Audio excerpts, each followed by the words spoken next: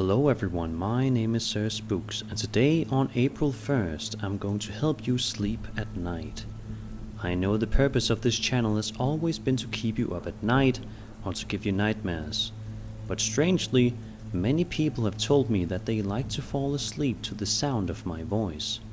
Well, I took that to heart and thought to myself, due to the very serious situation the world is facing today with the virus and all, I thought it would be an especially good time to put out a piece of narration for those having trouble sleeping. In my regular videos I'm not talking all the time, but for this one video you'll get to hear my voice for quite a long time. Obviously, this is exclusively meant to benefit those who have reached out to me and told me that they fall asleep to my narration. You may be anxious about tomorrow, or the day after, or the future in general. Maybe you're worried about your job security, maybe you're worried for your loved ones. Perhaps you've already lost someone you care deeply for.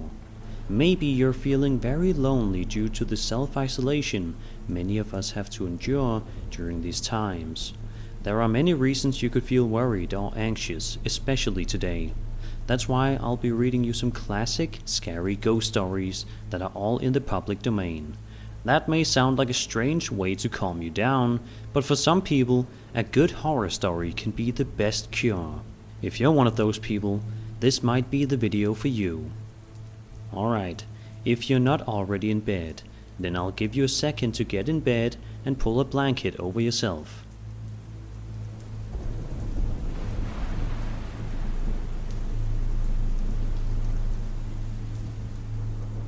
Okay. Are you ready? Good.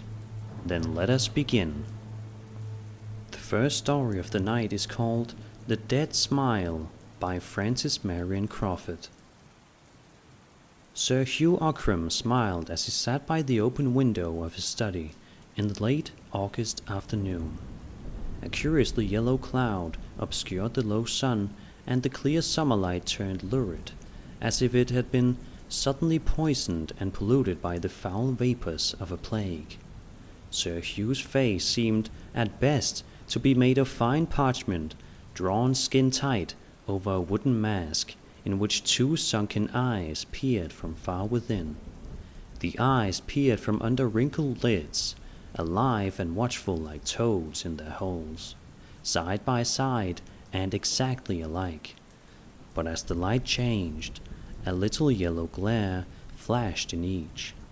He smiled, stretching pale lips across discolored teeth in an expression of profound self-satisfaction, blended with the most unforgiving hatred and contempt for the human doll.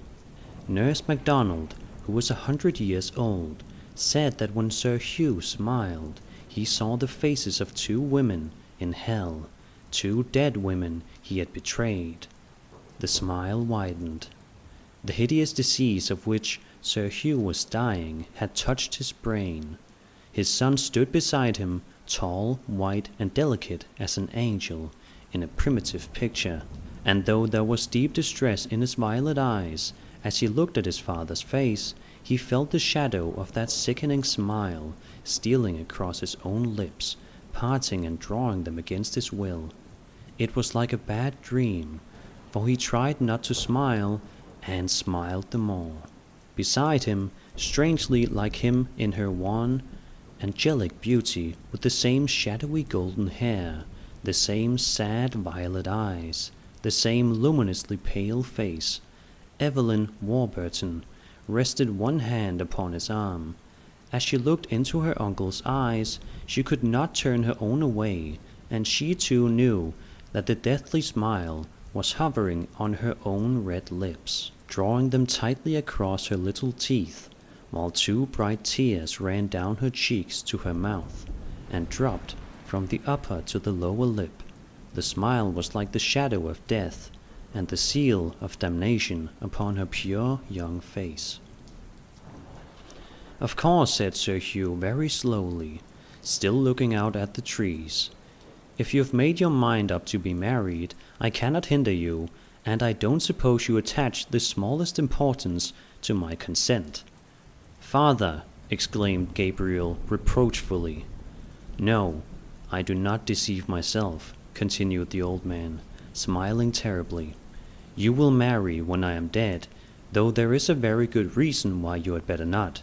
Why you had better not, he repeated, very emphatically, and he slowly turned his toad eyes upon the lovers. What reason? Asked Evelyn in a frightened voice. Never mind the reason, my dear. You will marry just as if it did not exist. There was a long pause.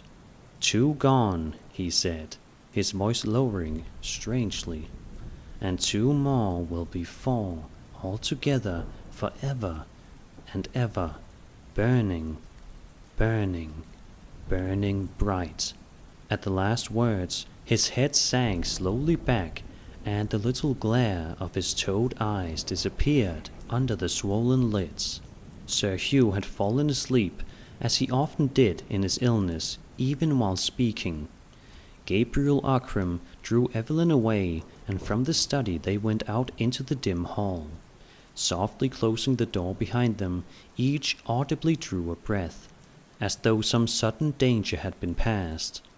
As they laid their hands each in the other's, their strangely like eyes met in a long look in which love and perfect understanding were darkened by the secret terror of an unknown thing.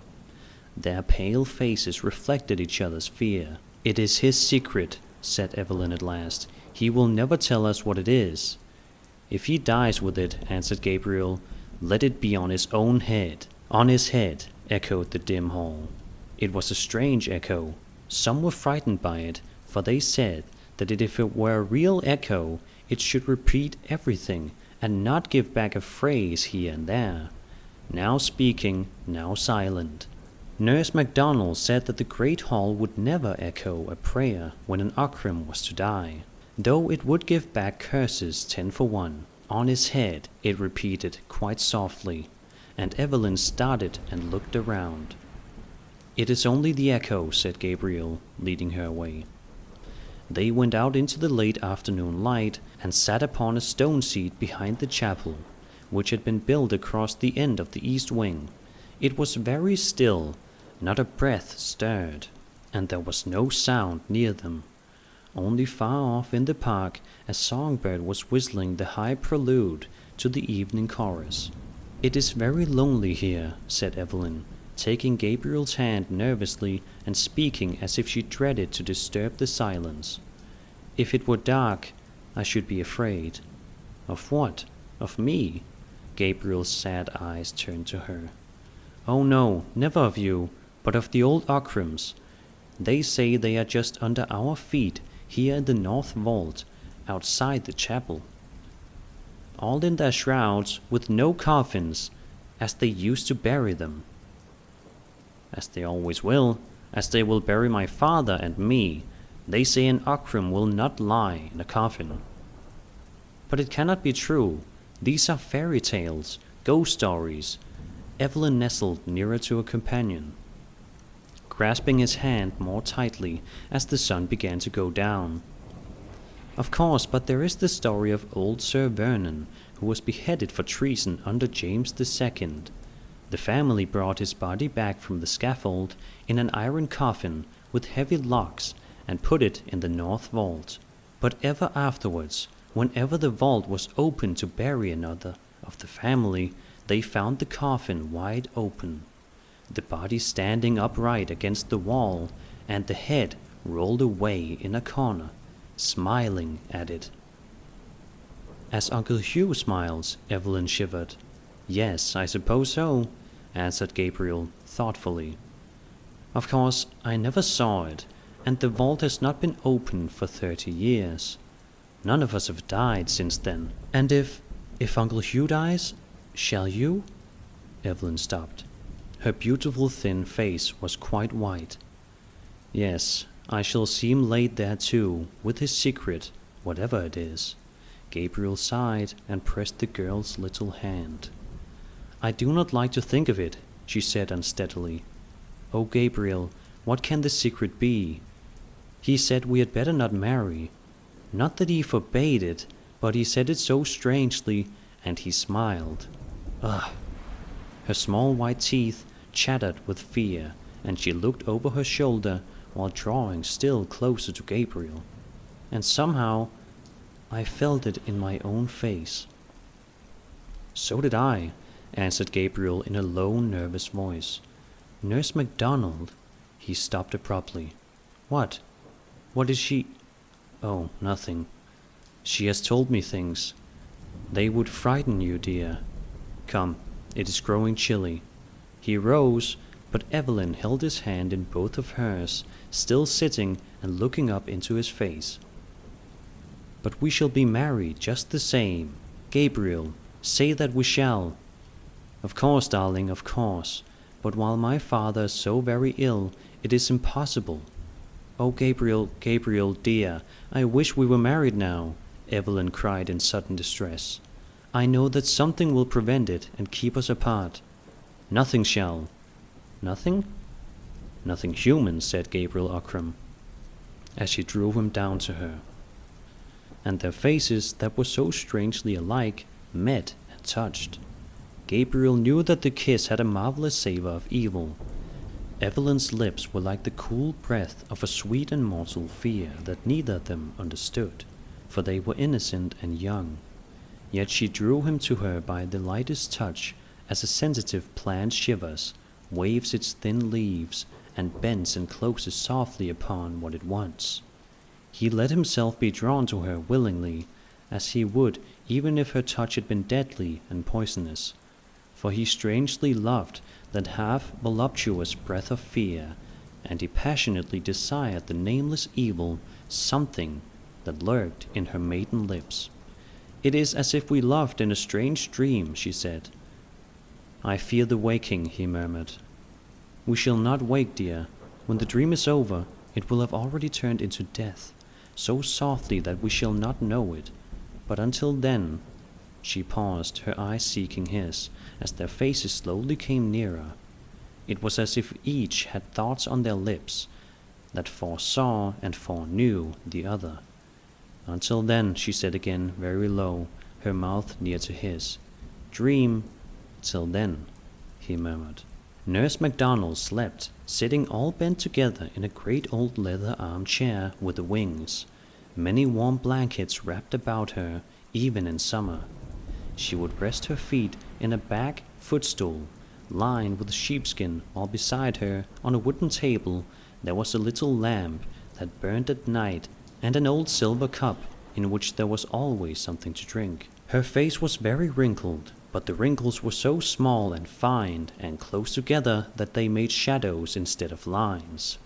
Two thin locks of hair, that were turning from white to a smoky yellow, fell over her temples from under her starched white cap. Every now and then she would wake from her slumber, her eyelids drawn up in tiny folds like little pink silk curtains, and her queer blue eyes would look straight ahead through doors and walls and worlds to a far place beyond. Then she'd sleep again with her hands, one upon the other on the edge of the blanket, her thumbs grown longer than the fingers with age. It was nearly 1 o'clock in the night, and the summer breeze was blowing the ivy branch against the panes of the window with a hushing caress. In the small room beyond, with the door ajar, the young maid who took care of Nurse MacDonald was fast asleep.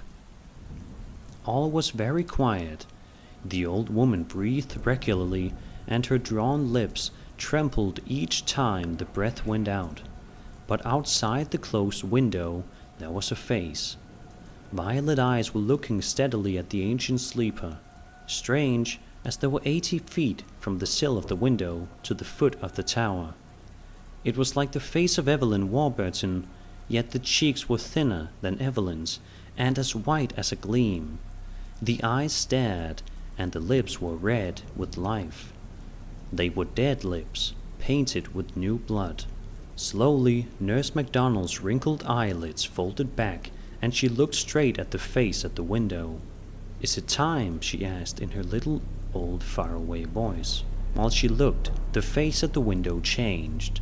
The eyes opened wider and wider till the white glared all around the bright violet, and the bloody lips opened over gleaming teeth. The shadowy golden hair surrounding the face rose and streamed against the window in the night breeze, and in answer to Nurse MacDonald's question came a sound that froze the living flesh.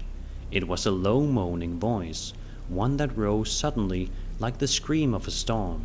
Then it went from a moan to a wail, from a wail to a howl, and from a howl to the shriek of the tortured dead. He who has heard it before knows, and he can bear witness, that the cry of the banshee is an evil cry to hear alone in the deep night. When it was over and the face was gone, Nurse MacDonald shook a little in her great chair. She looked at the black square of the window, but there was nothing more there, nothing but the night and the whispering ivy branch. She turned her head to the door that was ajar, and there stood the young maid in her white gown, her teeth chattering with fright. "It is time, child," said Nurse MacDonald. "I must go to him, for it is the end." She rose slowly, leaning her withered hands upon the arms of the chair as the girl brought her a woolen gown, a great mantle, and her crutch stick. But very often the girl looked at the window and was unjointed with fear, and often Nurse MacDonald shook her head and said words which the maid could not understand. "It was like the face of Miss Evelyn," said the girl, trembling. But the ancient woman looked up sharply and angrily. Her queer blue eyes glared. She held herself up by the arm of the great chair with her left hand and lifted up her crutch, stick to strike the maid with all her might. But she did not. "You are a good girl," she said, "but you are a fool. Pray for wit, child. Pray for wit, or else find service in a house other than Ockram Hall. Now bring the lamp and help me up." Each step Nurse MacDonald took was a labor in itself, and as she moved, the maid's slippers clattered alongside. By the clacking noise, the other servants knew that she was coming, very long before they saw her. No one was sleeping now, and there were lights and whisperings and pale faces in the corridors near Sir Hugh's bedroom. Often someone would go in and someone would come out, but everyone made way for Nurse MacDonald, who had nursed Sir Hugh's father more than 80 years ago. The light was soft and clear in the room. Gabriel Ockram stood by his father's bedside, and there knelt Evelyn Warburton, her hair lying like a golden shadow down her shoulder, and her hands clasped nervously together. Opposite Gabriel, a nurse was trying to make Sir Hugh drink, but he would not. His lips parted, but his teeth were set. He was very, very thin now, and as his eyes caught the light sideways, they were as yellow coals. "Do not torment him," said Nurse MacDonald to the woman who held the cup. "Let me speak to him, for his hour is come." "Let her speak to him," said Gabriel, in a dull voice. The ancient nurse leaned to the pillow and laid the feather weight of her withered hand, that was like a grown moth, upon Sir Hugh's yellow fingers. Then she spoke to him earnestly, while only Gabriel and Evelyn were left in the room to hear. "Hugh Ockram," she said, "this is the end of your life, and as I saw you born and saw your father born before you, I come to see you die. Hugh Ockram, will you tell me the truth?" The dying man recognized the little faraway voice he had known all his life, and he very slowly turned his yellow face to Nurse MacDonald, but he said nothing. Then she spoke again. "Hugh Ockram, you will never see the daylight again. Will you tell the truth?" His toad-like eyes were not yet dull. They fastened themselves on her face. "What do you want of me?" he asked, each word sounding more hollow than the last. "I have no secrets. I have lived a good life." Nurse MacDonald laughed, a tiny cracked laugh that made her old head bob and tremble a little, as if her neck were on a steel spring. But Sir Hugh's eyes grew red, and his pale lips began to twist. "Let me die in peace," he said slowly. But Nurse MacDonald shook her head, and her brown, moth-like hand left his and fluttered to his forehead. "By the mother that bore you, and died of grief for the sins you did, tell me the truth." Sir Hugh's lips tightened on his discolored teeth. "Not on earth," he answered slowly. "By the wife who bore your son and died heartbroken, tell me the truth. Neither to you in life, nor to her in eternal death." His lips writhed, as if the words were coals between them, and a great drop of sweat rolled across the parchment of his forehead. Gabriel Ockram bit his hand as he watched his father die. But Nurse MacDonald spoke a third time. "By the woman whom you betrayed, and who waits for you this night, Hugh Ockram, tell me the truth." "It is too late. Let me die in peace." His writhing lips began to smile across his yellow teeth, and his toad-like eyes glowed like evil jewels in his head. "There is time," said the ancient woman. "Tell me the name of Evelyn Warburton's father, then I will let you die in peace." Evelyn started. She stared at Nurse MacDonald and then at her uncle. "The name of Evelyn's father," he repeated slowly, while the awful smile spread upon his dying face. The light was growing strangely dim in the great room. As Evelyn looked on, Nurse MacDonald's crooked shadow on the wall grew gigantic. Sir Hugh's breath was becoming thick, rattling in his throat, as death crept in like a snake and choked it back. Evelyn prayed aloud, high and clear. Then something rapped at the window, and she felt her hair rise upon her head. She looked around in spite of herself, and when she saw her own white face looking in at the window, her own eyes staring at her through the glass, wide and fearful, her own hair streaming against the pane, and her own lips dashed with blood, she rose slowly from the floor and stood rigid for one moment before she screamed once and fell straight back into Gabriel's arms. But the shriek that answered hers was the fierce shriek of a tormented corpse, out of which the soul cannot pass for shame of deadly sins. Sir Hugh Ockram sat upright in his deathbed and saw and cried aloud. "Evelyn!" His harsh voice broke and rattled in his chest as he sank down, but still Nurse MacDonald tortured him, for there was little life left in him still. "You have seen the mother as she waits for you, Hugh Ockram. Who was this girl Evelyn's father? What was his name?" For the last time, the dreadful smile came upon the twisted lips, very slowly, very surely now. The toad eyes glared red, and the parchment face glowed a little in the flickering light. For the last time, words came. "They know it in hell."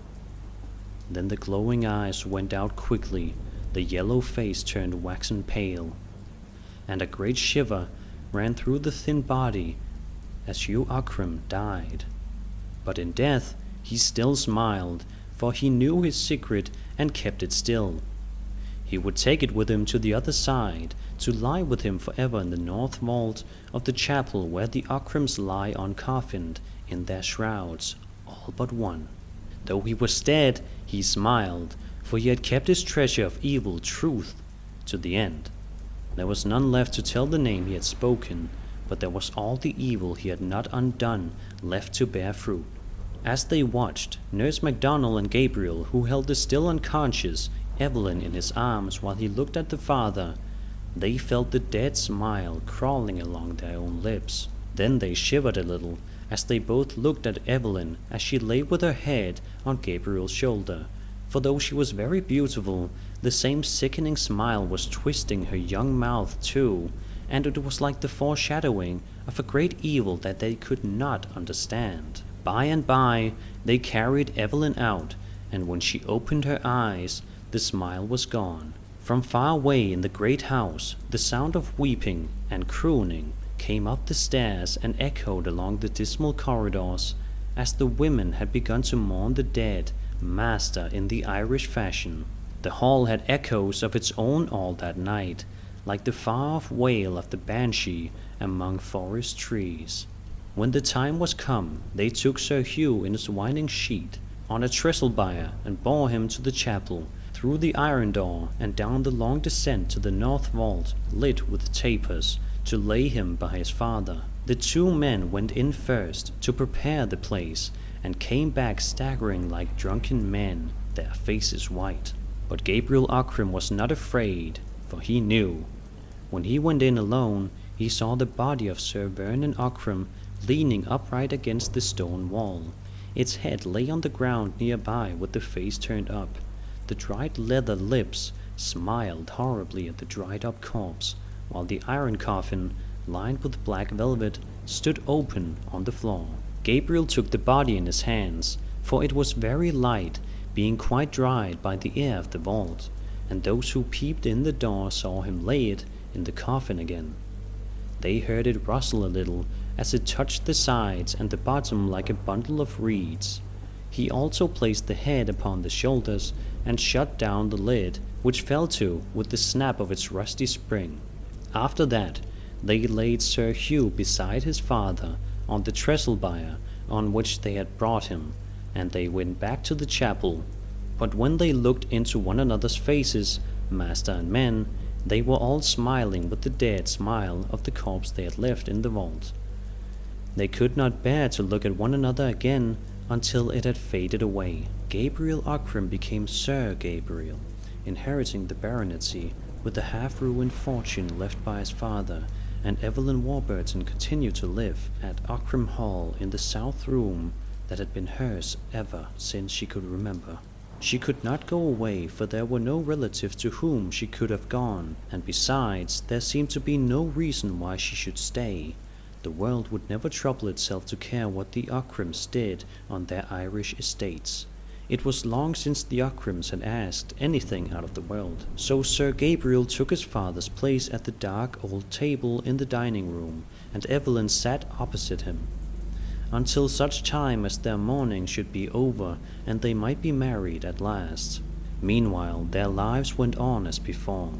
Since Sir Hugh had been a hopeless invalid during the last year of his life, and they had seen him but once a day for a little while, spending most of their time together in a strangely perfect companionship, though the late summer saddened into autumn, and autumn darkened into winter, and storm followed storm, and rain poured on rain through the short days and the long nights, Ockram Hall seemed less gloomy since Sir Hugh had been laid in the north vault beside his father.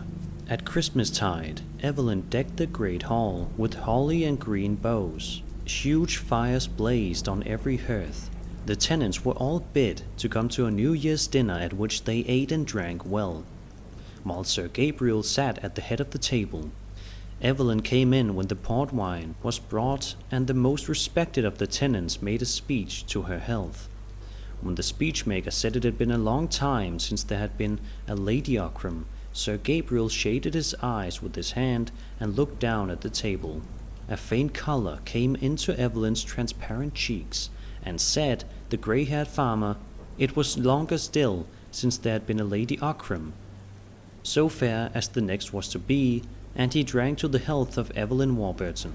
Then the tenants all stood up and shouted for her. Sir Gabriel stood up likewise beside Evelyn, but when the man gave the last and loudest cheer of all, there was a voice not theirs, above them all, higher, fiercer, louder, an unearthly scream shrieking for the bride of Ockram Hall. It was so loud that the holly and the green boughs over the great chimney shook and waved as if a cool breeze were blowing over them. The men turned very pale. Many of them set down their glasses, but others let them fall upon the floor. Looking into one another's faces, they saw that they were all smiling strangely, a dead smile, like dead Sir Hugh's.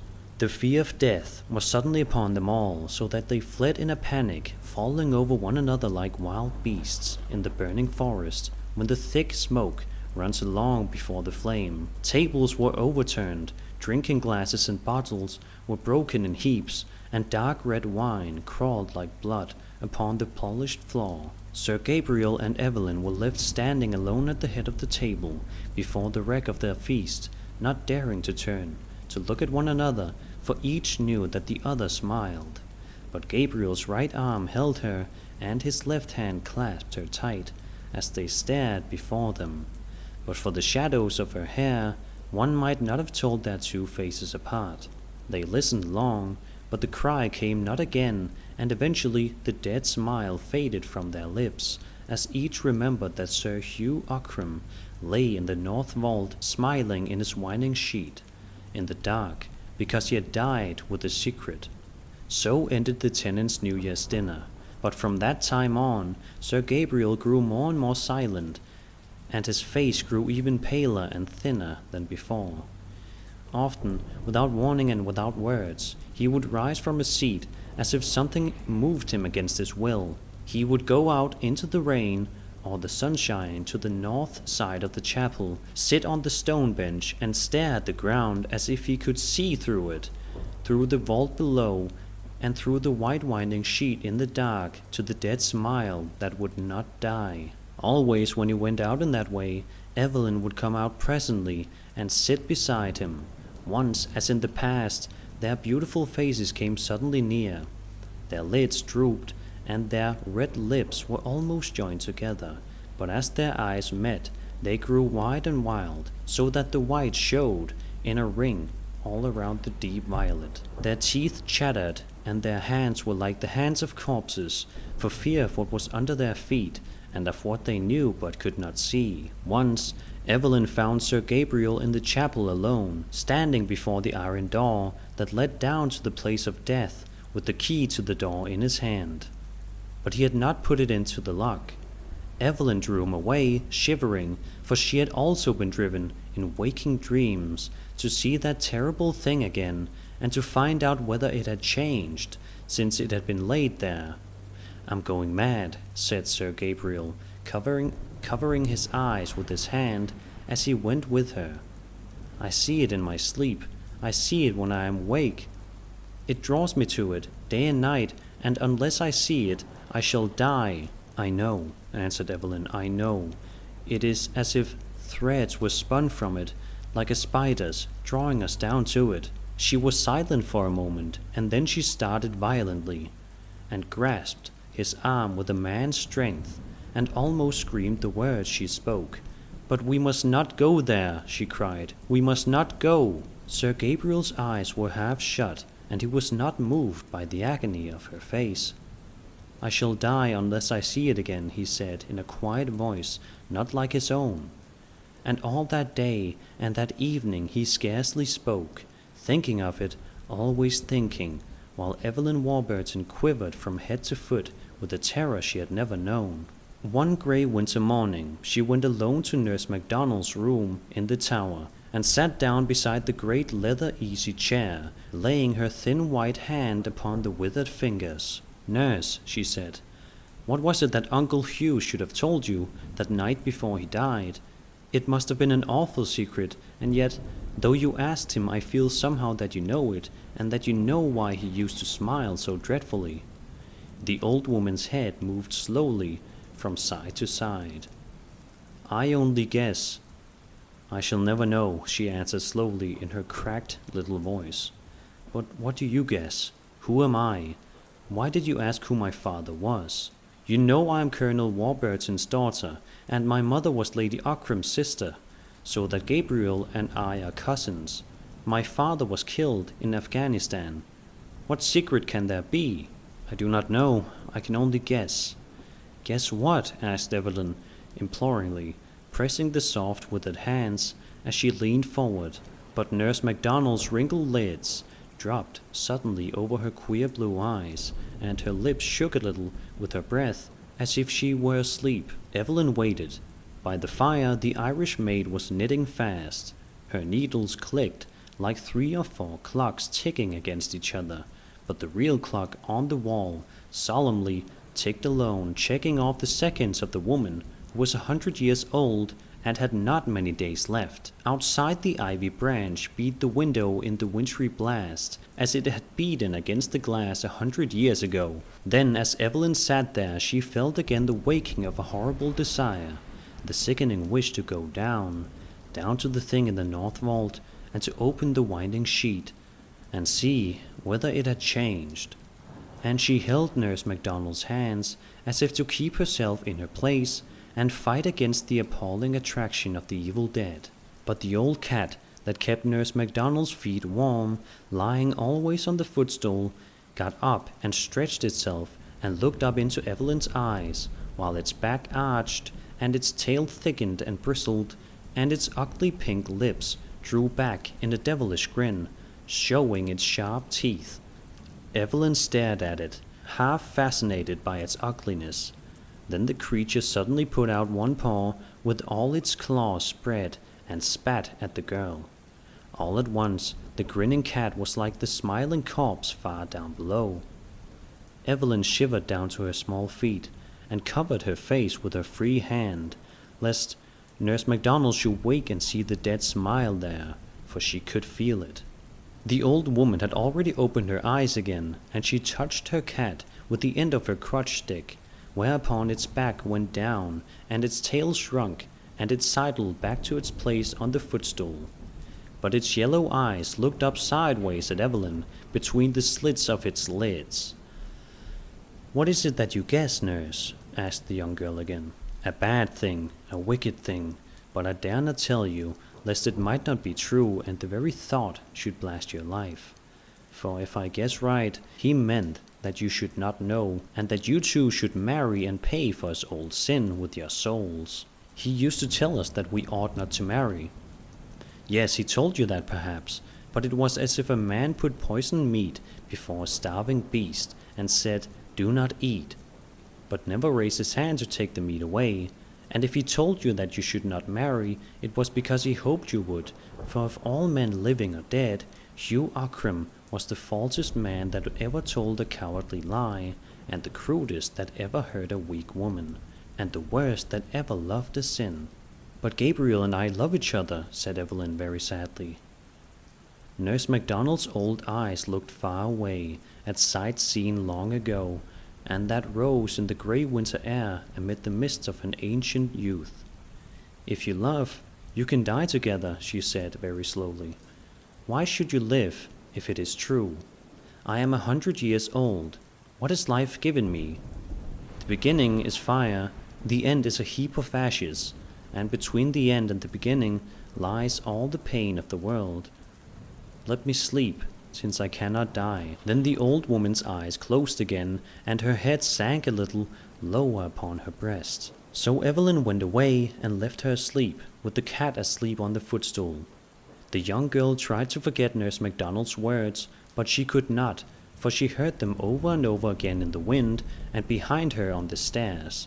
And as she grew sick with fear of the frightful unknown evil to which her soul was bound, she felt a bodily something pressing her, pushing her, forcing her from the other side. She felt threads that drew her mysteriously, and when she shut her eyes, she saw in the chapel behind the altar the low iron door through which she must pass to go to the thing. As she lay awake at night, she drew the sheet over her face, lest she should see shadows on the wall beckoning to her. The sound of her own warm breath made whisperings in her ears, while she held the mattress with her hands to keep from getting up and going to the chapel. It would have been easier if there had not been a way thither through the library by a door which was never locked. It would be fearfully easy to take her candle and go softly through the sleeping house. The key of the vault lay under the altar behind a stone that turned. She knew that little secret. She could go alone and see, but when she thought of it, she felt her hair rise on her head. She shivered so that the bed shook. Then the horror went through her in a cold thrill that was agony again, like a myriad of icy needles boring into her nerves. The old clock in Nurse MacDonald's tower struck midnight. From her room she could hear the creaking chains and weights in their box in the corner of the staircase, and the jarring of the rusty lever that lifted the hammer. She had heard it all her life.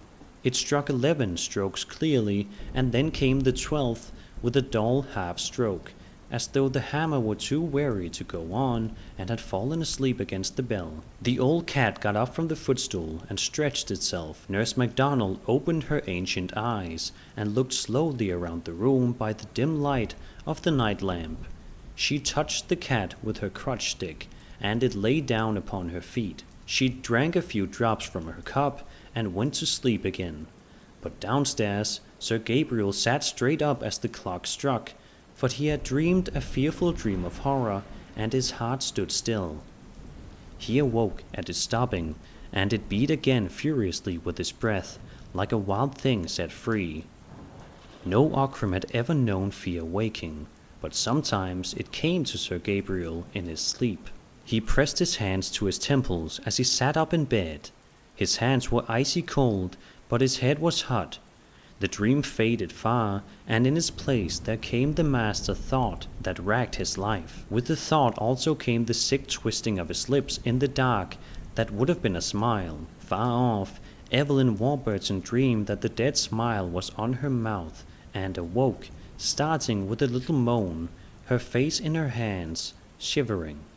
But Sir Gabriel struck a light and got up and began to walk up and down his great room. It was midnight, and he had barely slept an hour, and in the north of Ireland the winter nights are long. "I shall go mad," he said to himself, holding his forehead. He knew that it was true. For weeks and months the possession of the thing had grown upon him like a disease, till he could think of nothing without thinking first of that. And now, all at once, it outgrew his strength, and he knew that he must be its instrument or lose his mind. He knew that he must do the deed he hated, and feared, if he could fear anything, or that something would snap his brain and divide him from life while he was yet alive. He took the candlestick in his hand, the old-fashioned heavy candlestick that had always been used by the head of the house. He did not think of dressing, but went as he was, in his silk night clothes and his slippers, and opened the door. Everything was very still in the great old house. He shut the door behind him and walked noiselessly on the carpet through the long corridor. A cool breeze blew over his shoulder and blew the flame of his candle straight out. Instinctively he stopped and looked round, but all was still, and the upright flame burned steadily. He walked on, and instantly a strong draught was behind him, almost extinguishing the light. It seemed to blow him on his way, ceasing whenever he turned, coming again when he went on. Invisible, icy. Down the great staircase to the echoing hall he went, seeing nothing but the flaring flame of the candle standing away from him over the guttering wax. The cold wind blew over his shoulder and through his hair. On he passed through the open door into the library dark with old books and carved bookcases.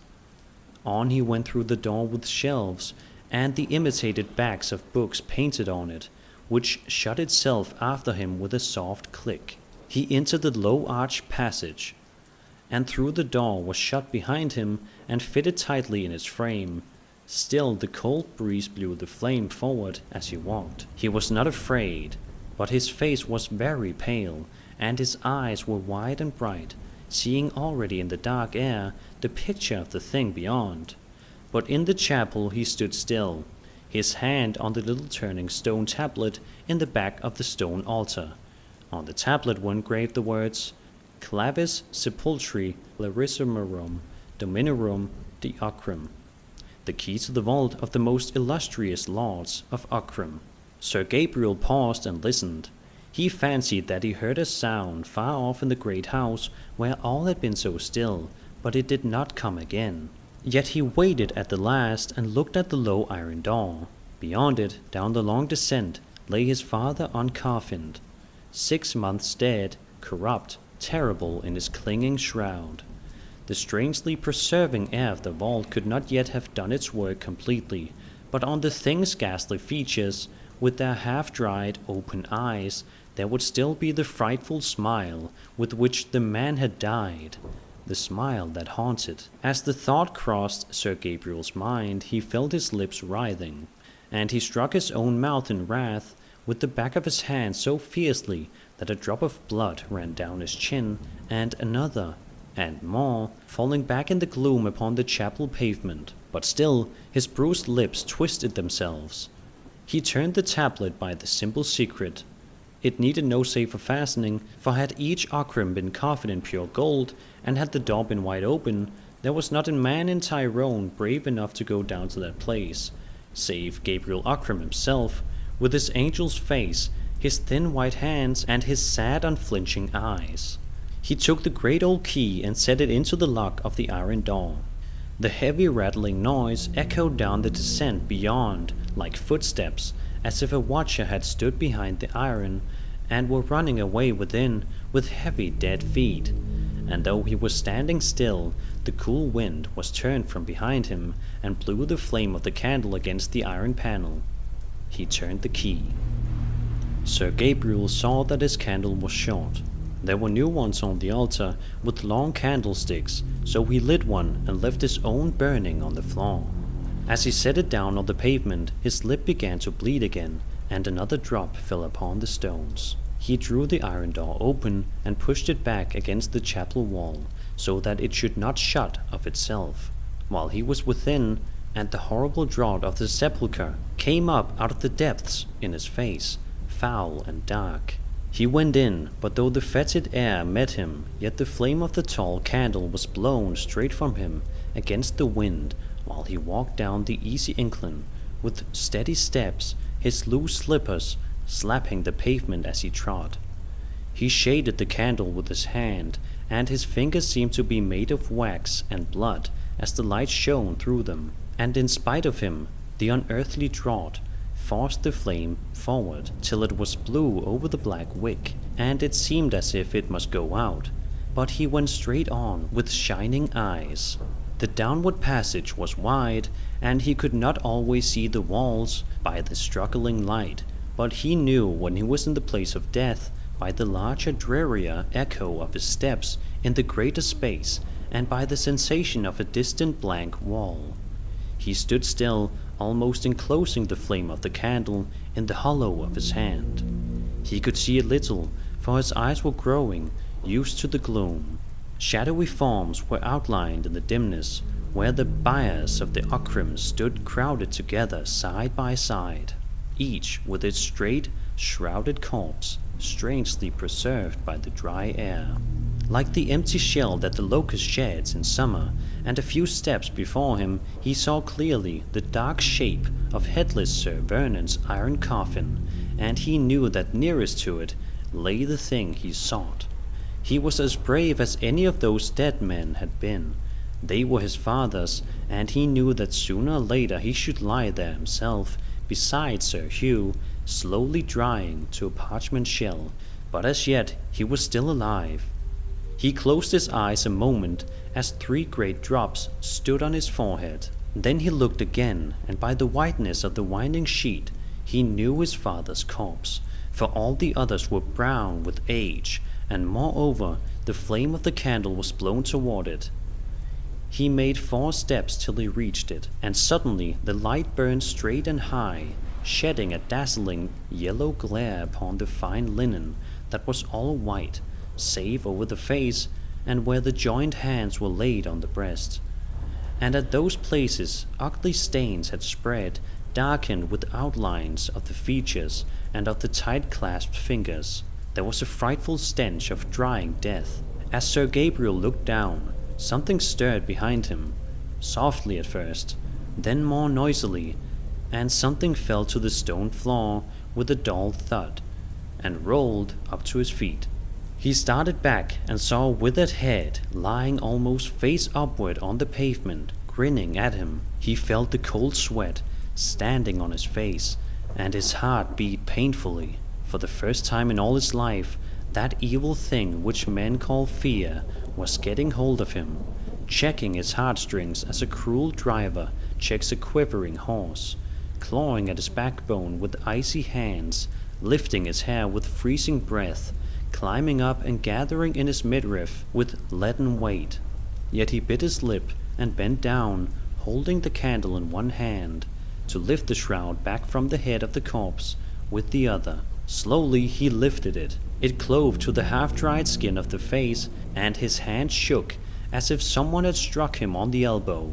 But half in fear and half in anger at himself, he pulled it so that it came away with a little ripping sound. He caught his breath as he held it, not yet throwing it back and not yet looking. The horror was working in him, and he felt that old Vernon Ockrim was standing up in his iron coffin, headless, yet watching him with the stump of his severed neck. While he held his breath, he felt the dead smile twisting his lips. In sudden wrath at his own misery, he tossed the death-stained linen backward and looked at last. He ground his teeth lest he should shriek aloud. There it was, the thing that haunted him, that haunted Evelyn Warburton, that was like a blight on all that came near him. The dead face was blotched with dark stains, and the thin grey hair was matted about the discolored forehead. The sunken lids were half open, and the candlelight gleamed on something foul where the toad eyes had lived. But yet the dead thing smiled as it had smiled in life. The ghastly lips were parted and drawn wide and tight upon the wolfish teeth, cursing still, and still defying hell to do its worst. Defying, cursing, and always and forever smiling alone in the dark. Sir Gabriel opened the sheet where the hands were. The blackened, withered fingers were closed upon something stained and mottled, shivering from head to feet, but fighting like a man in agony for his life. He tried to take the package from the dead man's hold, but as he pulled at it, the claw-like fingers seemed to close more tightly. When he pulled harder, the shrunken hands and arms rose from the corpse, with a horrible look of life following his motion. Then, as he wrenched the sealed packet loose at last, the hands fell back into their place still folded. He set down the candle on the edge of the bier to break the seals from the stout paper. Kneeling on one knee to get a better light, he read what was within, written long ago in Sir Hugh's queer hand. He was no longer afraid. He read how Sir Hugh had written it all down, that it might perchance be a witness of evil and of his hatred. He had written how he had loved Evelyn Warburton, his wife's sister, and how his wife had died of a broken heart, with this curse upon her. He wrote how Warburton and he had fought side by side in Afghanistan, and Warburton had fallen. But Ockram had brought his comrade's wife back a full year later, and little Evelyn, her child, had been born in Ockram Hall, and he wrote how he had wearied of the mother, and she had died, like her sister, with his curse on her, and how Evelyn had been brought up as his niece, and how he had trusted that his son Gabriel and his daughter, innocent and unknowing, might love and marry, and the souls of the women he had betrayed might suffer yet another anguish before eternity was out. And last of all, he hoped that some day, when nothing could be undone, the two might find his writing and live on as man and wife, not daring to tell the truth for their children's sake and the world's word. This he read, kneeling beside the corpse in the north vault by the light of the altar candle. He had read it all, and then he thanked God aloud that he had found the secret in time. When he finally rose to his feet and looked down at the dead face, it had changed.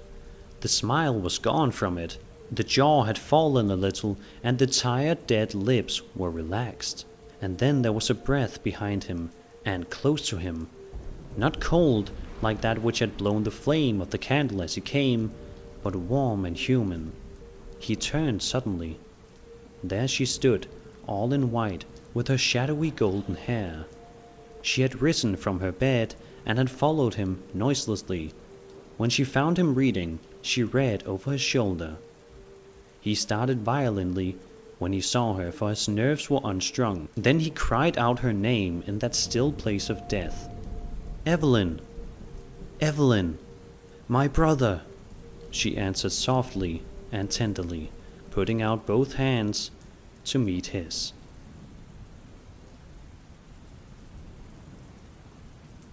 The second story of the night is called Count Magnus, written by M.R. James.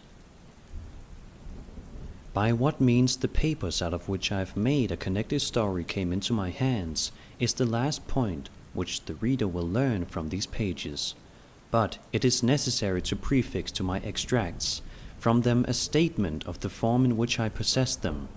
They consist, then, partly of a series of collections for a book of travels, such a volume as was a common product of the 40s and 50s. Horace Marryat's Journal of a Residence in Jutland and the Danish Isles is a fair specimen of the class to which I allude. These books usually treated of some unknown district on the continent. They were illustrated with woodcuts or steel plates. They gave details of hotel accommodation and of means of communication, such as we now expect to find in any well-regulated guidebook, and they dealt largely in reported conversations with intelligent foreigners, racy innkeepers, and garrulous peasants. In a word, they were chatty. Begun with the idea of furnishing material for such a book, my papers as they progressed assumed the character of a record of one single personal experience, and this record was continued up to within a very short time from its termination. The writer was a Mr. Wraxall. For my knowledge of him, I have to depend entirely on the evidence his writings afford, and from these I deduce that he was a man past middle age, possessed of some private means, and very much alone in the world. He had, it seems, no settled abode in England, but was a denizen of hotels and boarding houses.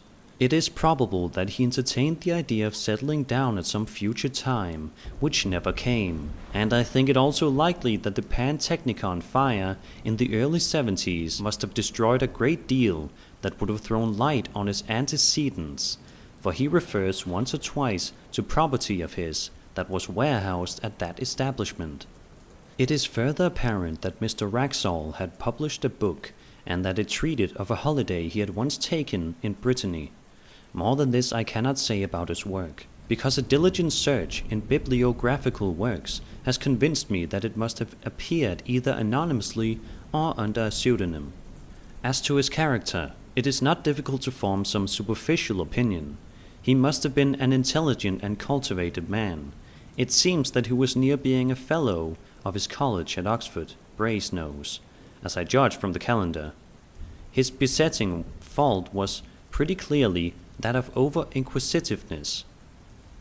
Possibly a good fault in a traveller, certainly a fault for which our traveller paid dearly enough in the end.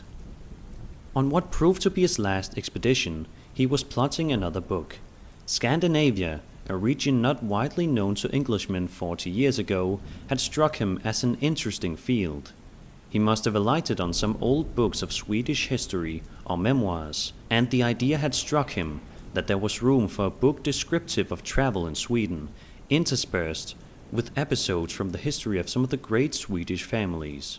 He procured letters of introduction, therefore, to some persons of quality in Sweden, and set out thither in the early summer of 1868. Of his travels in the north, there is no need to speak, nor of his residence of some weeks in Stockholm. I need only mention that some savant resident there put him on the track of an important collection of family papers belonging to the proprietors of an ancient manor house in Västergötland, and obtained him for permission to examine them. The manor house, or herrgård, in question is to be called Råbäck, pronounced something like Robeck, though that is not its name. It is one of the best buildings of its kind in all the country, and the picture of it in Dallenberg's Suecia Antique et Moderne, engraved in 1694, shows it very much as the tourist may see it today. It was built soon after 1600 and is, roughly speaking, very much like an English house of that period in respect of material. Red brick with stone facings and style. The man who built it was a scion of the great house of De la Gardie, and his descendants possess it still. De la Gardie is the name by which I will designate them when mention of them becomes necessary. They received Mr. Wraxall with great kindness and courtesy, and pressed him to stay in the house as long as his researches lasted, but preferring to be independent and mistrusting his powers of conversing in Swedish, he settled himself at the village inn, which turned out quite sufficiently comfortable, at any rate during the summer months. This arrangement would entail a short walk daily to and from the manor house of something under a mile. The house itself stood in a park and was protected, we should say grown up, with large old timber. Near it you found the walled garden, and then entered a close wood, fringing one of the small lakes with which the whole country is pitted. Then came the wall of the Demesne. And you climbed a steep knoll, a knob of rock lightly covered with soil, and on the top of this stood the church, fenced in with tall dark trees. It was a curious building to English eyes. The nave and aisles were low and filled with pews and galleries.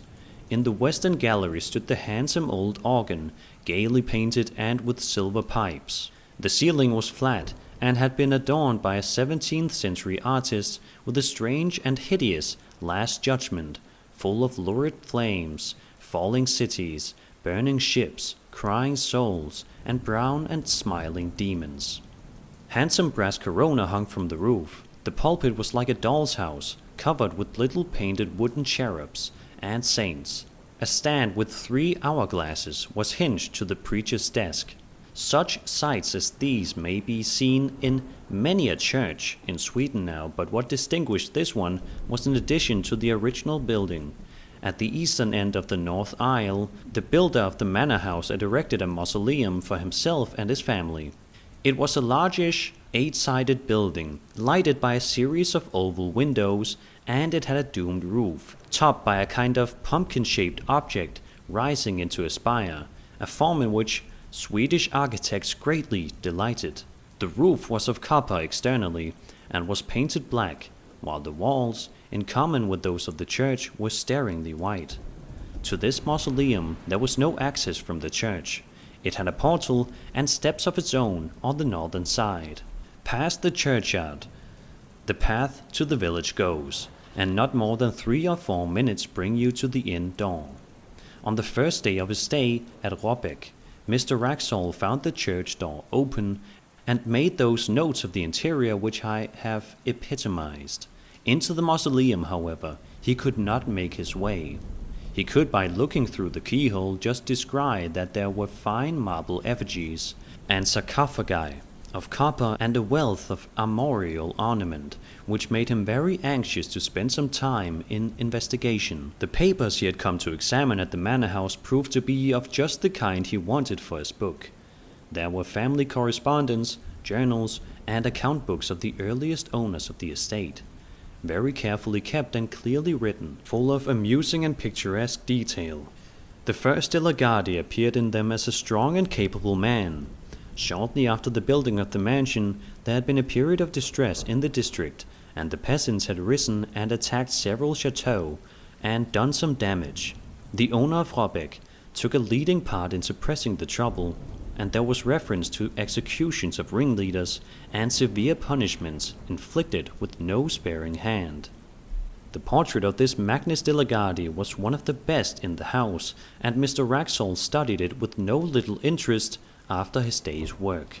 He gives no detailed description of it, but I gather that the face impressed him rather by its power than by its beauty or goodness. In fact, he writes that Count Magnus was an almost phenomenally ugly man. On this day, Mr. Wraxall took a supper with the family and walked back in the late but still bright evening.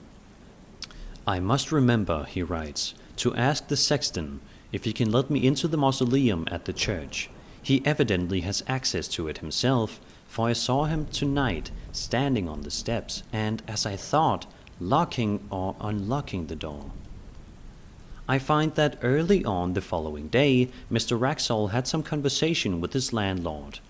His setting it down at such length as he does surprised me at first, but I soon realized that the papers I was reading were, at least in the beginning, the materials for the book he was meditating, and that it was to have been one of those quasi-journalistic productions which admit of the introduction of an admixture of conversational matter. His object, he says, was to find out whether any traditions of Count Magnus de la Gardie lingered on in the scenes of that gentleman's activity, and whether the popular state of him were favorable or not. He found that the Count was decidedly not a favorite. If his tenants came late to their work on the days which they owed to him as lord of the manor, they were set on the wooden horse, or flogged and branded in the manor house yard. 1 or 2 cases there were of men who had occupied lands which encroached on the lord's domain, and whose houses had been mysteriously burned on a winter's night with the whole family inside. But what seemed to dwell on the innkeeper's mind most, for he returned to the subject more than once, was that the Count had been on the Black Pilgrimage, and had brought something or someone back with him. You will naturally inquire, as Mr. Wraxall did, what the Black Pilgrimage may have been. But your curiosity on the point must remain unsatisfied for the time being, just as his did. The landlord was evidently unwilling to give a full answer, or indeed any answer on the point, and being called out for a moment, trotted out with obvious alacrity, only putting his head in at the door a few minutes afterwards, to say that he was called away to Skara, and should not be back till evening. So Mr. Wraxall had to go unsatisfied to his day's work at the manor house. The papers on which he was just then engaged soon put his thoughts into another channel, for he had to occupy himself with glancing over the correspondence between Sophia Albertina in Stockholm and her married cousin Ulrika Leonora at Orbeck in the years 1705 to 1710. The letters were of exceptional interest from the light they threw upon the culture of that period in Sweden, as anyone can testify who has read the full edition of them in the publications of the Swedish Historical Manuscripts Commission. In the afternoon he had done with these, and after returning the boxes in which they were kept to their places on the shelf, he proceeded very naturally to take down some of the volumes nearest to them, in order to determine which of them had best be his principal subject of investigation next day. The shelf he had hit upon was occupied mostly by a collection of account books in the writing of the first Count Magnus. But one among them was not an account book, but a book of alchemical other tracts in another 16th century hand. Not being very familiar with alchemical literature, Mr. Wraxall spent a good deal of space which he might have spared in setting out the names and beginnings of the various treaties. The Book of the Phoenix, Book the 30 Words, Book of the Toad, Book of Marion, Turba Philosophorum, and so forth, and then he announces with a good deal of circumstance his delight at finding on a leaf originally left blank near the middle of the book some writing of Count Magnus himself, headed Liber Nigrae Peregrinationis. It is true that only a few lines were written, but there was quite enough to show that the landlord had that morning been referring to a belief at least as old as the time of Count Magnus, and probably shared by him. This is the English of what was written. If any man desires to obtain a long life, if he would obtain a faithful messenger, and see the blood of his enemies, it is necessary that he should first go into the city of Khorasan, and there salute the prince. Here there was an erasure of one word, not very thoroughly done, so that Mr. Wraxall felt pretty sure that he was right in reading it as Ares, of the air. But there was no more of the text copied, only a line in Latin: Quer reliqua huius materia inter secretario. See the rest of this matter among the more private things. It could not be denied that this threw a rather lurid light upon the tastes and beliefs of the Count, but to Mr. Wraxall, separated from him by nearly 3 centuries, the thought that he might have added to his general forcefulness alchemy, and to alchemy something like magic, only made him a more picturesque figure, and when after a rather prolonged contemplation of his picture in the hall, Mr. Wraxall set out on his homeward way. His mind was full of the thought of Count Magnus. He had no eyes for his surroundings, no perception of the evening scents of the woods, or the evening light on the lake, and when all of a sudden he pulled up short, he was astonished to find himself already at the gate of the churchyard, and within a few minutes of his dinner. His eyes fell on the mausoleum. "Ah," he said, "Count Magnus, there you are. I should dearly like to see you." Like many solitary men, he writes, I have a habit of talking to myself aloud, and unlike some of the Greek and Latin particles, I do not expect an answer. Certainly, and perhaps fortunately in this case, there was neither voice nor any that regarded. Only the woman, who I suppose was cleaning up the church, dropped some metallic object on the floor, whose clang startled me. Count Magnus, I think, sleeps sound enough." That same evening, the landlord of the inn, who had heard Mr. Raxall say that he wished to see the clerk or deacon, as he would call it in Sweden, of the parish, introduced him to that official in the inn parlor. A visit to the Delegati tomb house was soon arranged for the next day, and a little general conversation ensued. Mr. Raxall, remembering that one function of Scandinavian deacons is to teach candidates for confirmation, thought he would refresh his own memory on a biblical point. "Can you tell me," he said, "anything about Chorazin?" The deacon seemed startled, but readily reminded him how that village had once been denounced. "To be sure," said Mr. Raxall. "It is, I suppose, quite a ruin now." "So I expect," replied the deacon.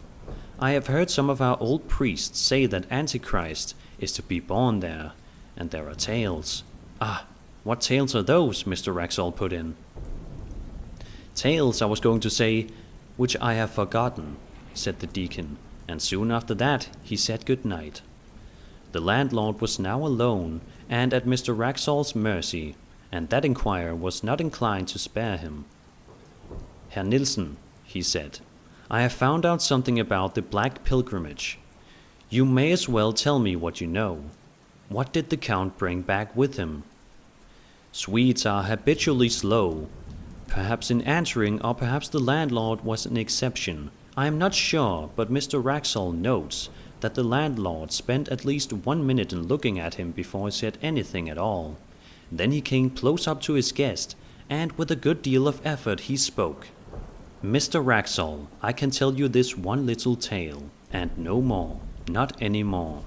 You must not ask anything when I have done.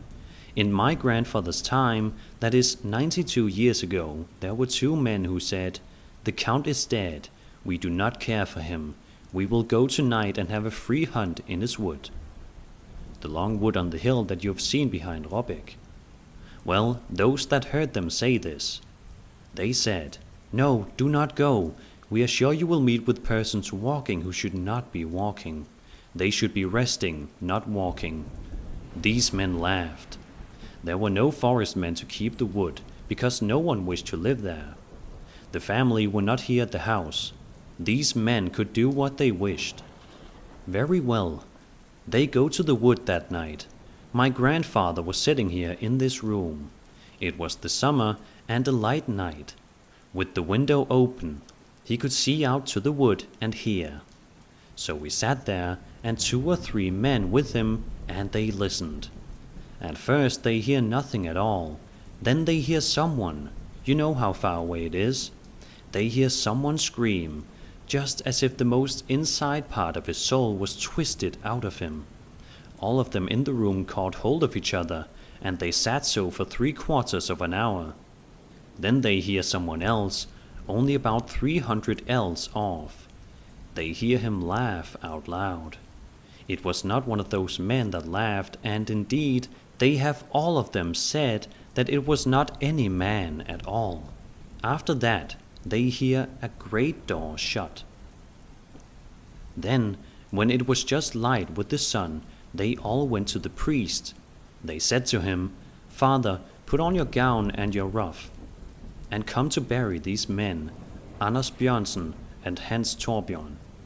You understand that they were sure these men were dead, so they went to the wood. My grandfather never forgot this. He said they were all like so many dead men themselves. The priest too, he was in a white fear.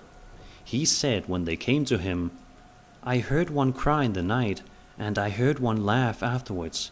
If I cannot forget that, I shall not be able to sleep again." So they went to the wood, and they found these men on the edge of the wood. Hans Torbjørn was standing with his back against a tree, and all the time he was pushing with his hands, pushing something away from him which was not there.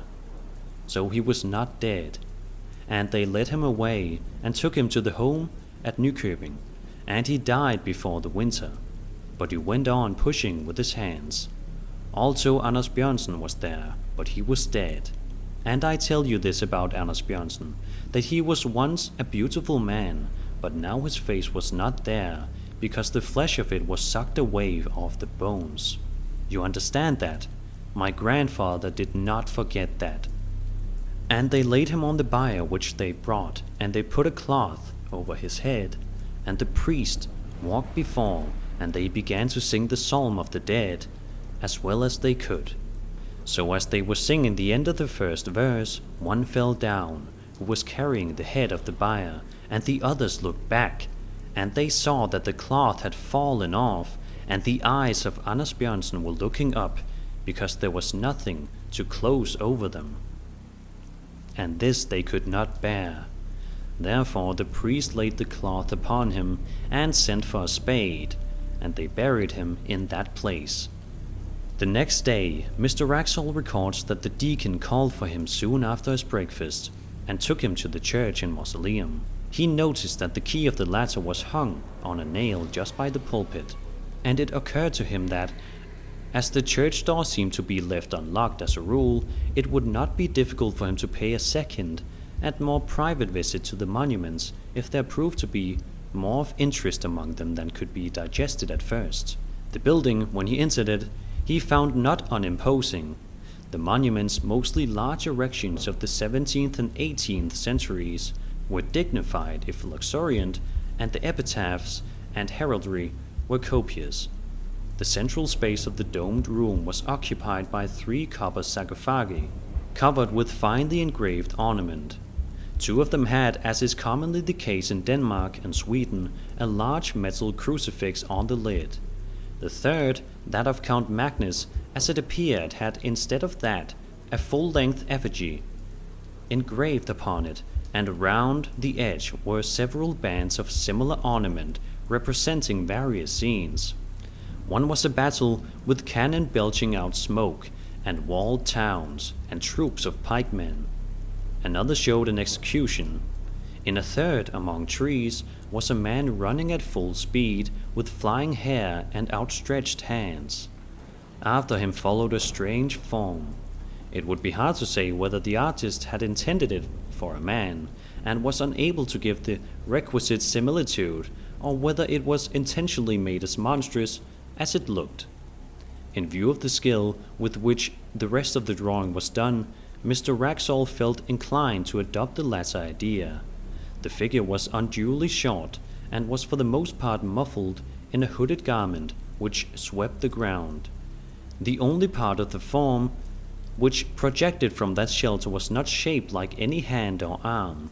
Mr. Wraxall compares it to the tentacle of a devilfish, and continues, "On seeing this, I said to myself, this then, which is evidently an allegorical representation of some kind, a fiend pursuing a hunted soul, may be the origin of the story of Count Magnus and his mysterious companion. Let us see how the huntsman is pictured. Doubtless it will be a demon blowing his horn." But as it turned out, there was no such sensational figure, only the semblance of a cloaked man on a hillock, who stood leaning on a stick and watching the hunt with an interest which the engraver had tried to express in his attitude. Mr. Wraxall noted the finely worked and massive steel padlocks, 3 in number, which secured the sarcophagus. One of them he saw was detached and lay on the pavement, and then, unwilling to delay the deacon longer or to waste his own working time, he made his way onward to the manor house. It is curious, he notes, how on retracing a familiar path, one's thoughts engross one to the absolute exclusion of surrounding objects. Tonight, for the second time, one had entirely failed to notice where I was going. I had planned a private visit to the tomb house to copy the epitaphs, when I suddenly, as it were, awoke to consciousness and found myself, as before, turning in at the churchyard gate, and, I believe, singing or chanting some words, such as, "Are you awake, Count Magnus? Are you asleep, Count Magnus?"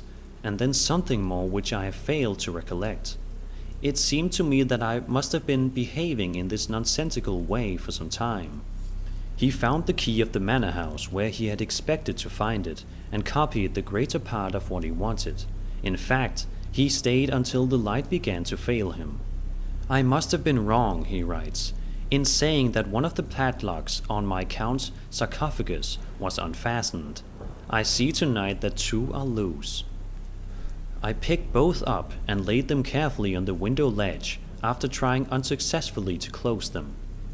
The remaining one is still firm, and though I take it to be a spring lock, I cannot guess how it is opened. Had I succeeded in undoing it, I am almost afraid I should have taken the liberty of opening the sarcophagus. It is strange, the interest I feel in the personality of this, I fear, somewhat ferocious and grim old noble. The day following was, as it turned out, the last of Mr. Wraxall's stay at Robeck. He received letters connected with certain investments which made it desirable that he should return to England. His work among the papers was practically done, and travelling was slow. He decided therefore to make his farewells, put some finishing touches to his notes, and be off. These finishing touches and farewells, as it turned out, took more time than he had expected. The hospitable family insisted on his staying to dine with them. They dined at 3, and it was verging on 6:30 before he was outside the iron gates of Robeck. He dwelled on every step of his walk by the lake, determined to saturate himself, now that he trod it for the last time, in the sentiment of the place and hour. And when he reached the summit of the churchyard knoll, he lingered for many minutes, gazing at the limitless prospect of woods, near and distant, all dark beneath a sky of liquid green. When at last he turned to go, the thought struck him that surely he must bid farewell to Count Magnus, as well as the rest of the Delegades. The church was but 20 yards away, and he knew where the key of the mausoleum hung. It was not long before he was standing over the great copper coffin, and as usual, talking to himself aloud. "You may have been a bit of a rascal in your time, Magnus," he was saying, "but for all that, I should like to see you, or rather—" Just at that instant, he says, I felt a blow on my foot. Hastily enough, I drew it back, and something fell on the pavement with a clash. It was the third, the last of the 3 padlocks, which had fastened the sarcophagus. I stooped to pick it up, and heaven is my witness that I am writing only the bare truth. Before I had raised myself, there was a sound of metal hinges creaking, and I distinctly saw the lid shifting upwards. I may have behaved like a coward, but I could not for my life stay for one moment. I was outside that dreadful building in less time than I can write. Almost as quickly as I could have said the words, and what frightens me yet more, I could not turn the key in the lock. As I sit here in my room noting these facts, I ask myself, it was not 20 minutes ago, whether that noise of creaking metal continued, and I cannot tell whether it did or not. I only know that there was something more than I have written that alarmed me, but whether it was sound or sight I am not able to remember. What is this that I have done? Poor Mr. Wraxall. He set out on his journey to England on the next day as he had planned, and he reached England in safety, and yet as I gather from his changed hand and inconsequent jottings, a broken man. One of several small notebooks that have come to me with his papers gives not a key to, but a kind of inkling of, his experiences. Much of his journey was made by canal boat, and I find not less than 6 painful attempts to enumerate and describe his fellow passengers. The entries are of this kind. 24th. Pastor of village in Skåne. Usual black coat and soft black hat. 25th. Commercial traveler from Stockholm going to Trollhättan. Black cloak, brown hat. 26th. Man in long black coat, broad-leaved hat, very old-fashioned. This entry is lined out and a note added, perhaps identical with number 13, have not yet seen his face. On referring to number 13, I find that he is a Roman priest in a cassock. The net result of the reckoning is always the same. 28 people appear in the enumeration, one being always a man in long black coat and broad hat, and the other a short figure in dark cloak and hood. On the other hand, it is always noted that only 26 passengers appear at meals, and that the man in cloak is perhaps absent, and the short figure is certainly absent. On reaching England, it appears that Mr. Wraxall landed at Harwich, and that he resolved at one point to put himself out of the reach of some person or persons whom he never specifies, but whom he had evidently come to regard as his pursuers. Accordingly, he took a vehicle, it was a close fly, not trusting the railway, and drove across country to the village of Belcham St. Paul. It was about 9 o'clock on a moonlight August night when he neared the place. He was sitting forward and looking out of the window at the fields and thickets. There was little else to be seen, racing past him. Suddenly he came to a crossroad. At the corner, 2 figures were standing motionless. Both were in dark cloaks. The taller one wore a hat, the shorter a hood. He had no time to see their faces, nor did they make any motion that he could discern. Yet the horse shied violently and broke into a gallop, and Mr. Wraxall sank back into his seat in something like desperation. He had seen them before. Arrived at Belcham St. Paul, he was fortunate enough to find a decent, furnished lodging, and for the next 24 hours he lived, comparatively speaking, in peace.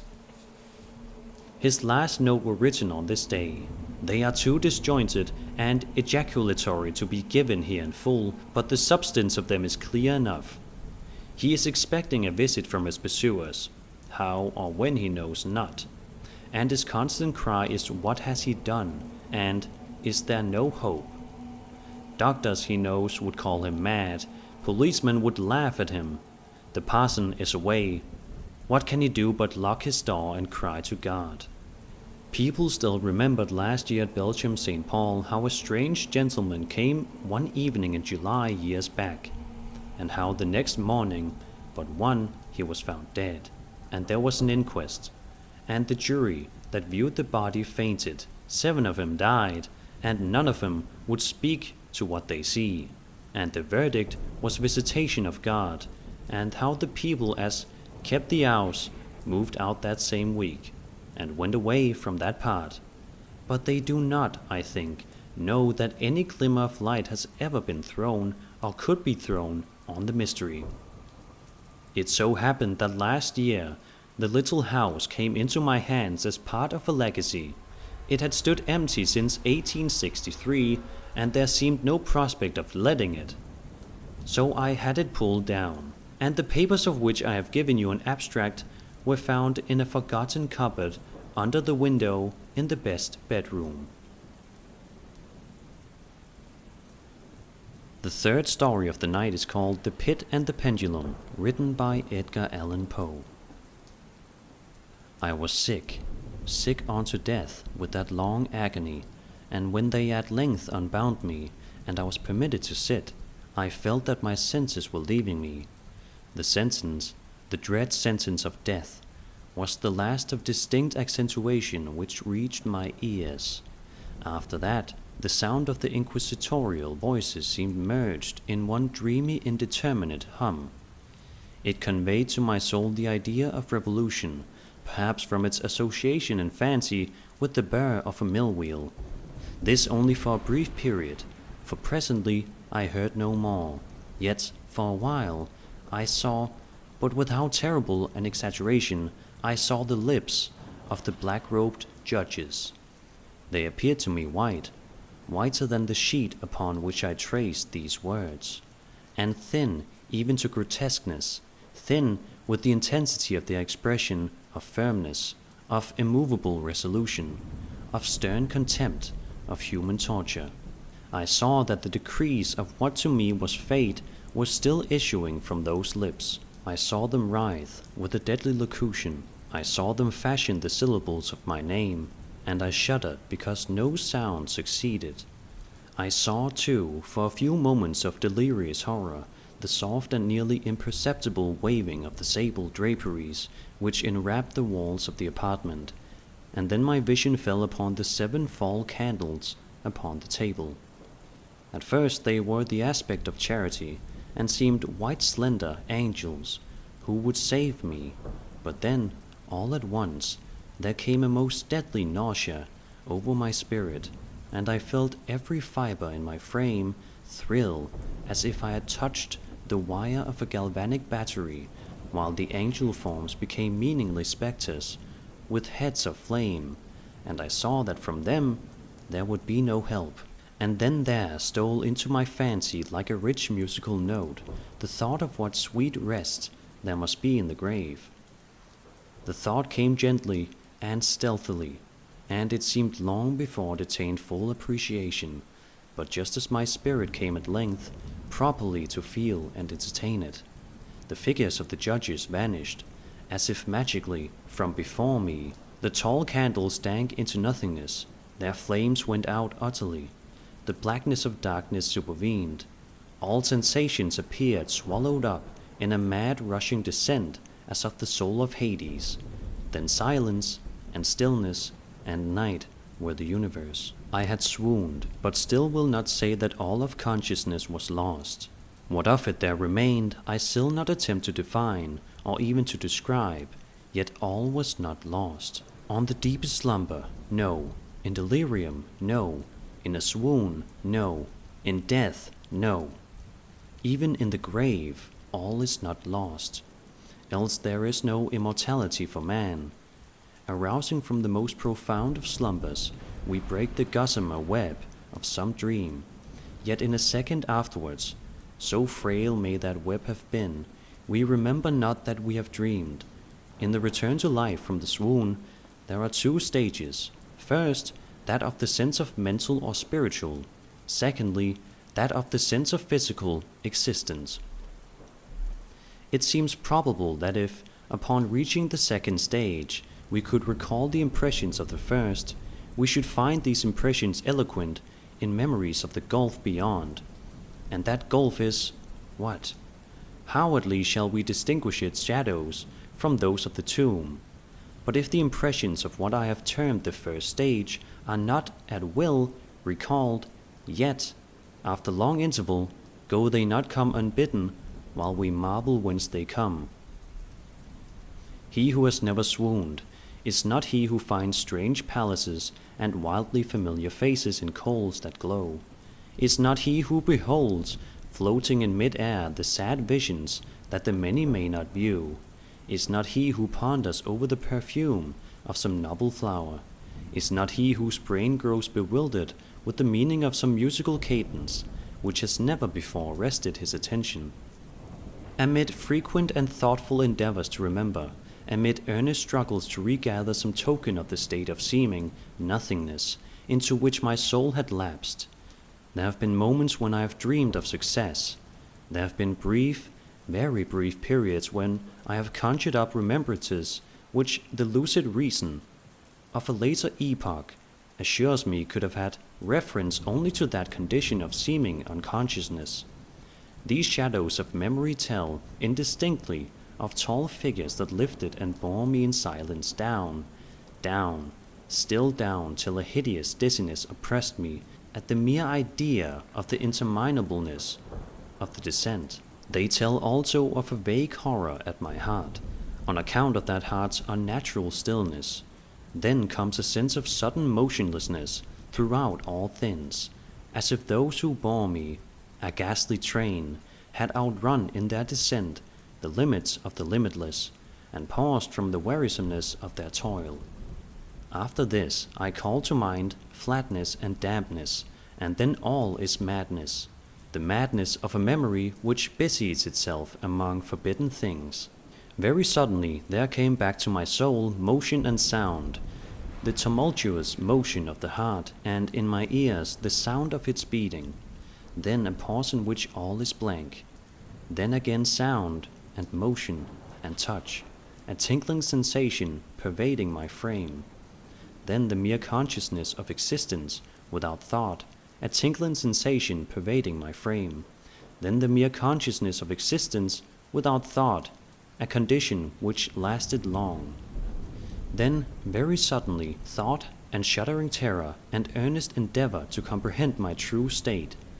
then a strong desire to lapse into insensibility, then a rushing revival of soul and a successful effort to move, and now a full memory of the trial, of the judges, of the sable draperies, of the sentence, of the sickness, of the swoon. Then entire forgetfulness of all that followed, of all that a later day and much earnestness of endeavor have enabled my vaguely to recall. So far I had not opened my eyes. I felt that I lay upon my back unbound. I reached out my hand, and it fell heavily upon something damp and hard. There I suffered it to remain for many minutes, while I strove to imagine where and what I could be. I longed, yet dared not to employ my vision. I dreaded the first glance at objects around me. I was not that I feared to look upon things horrible, but that I grew aghast, lest here should be nothing to see. At length, with a wild desperation at heart, I quickly unclosed my eyes.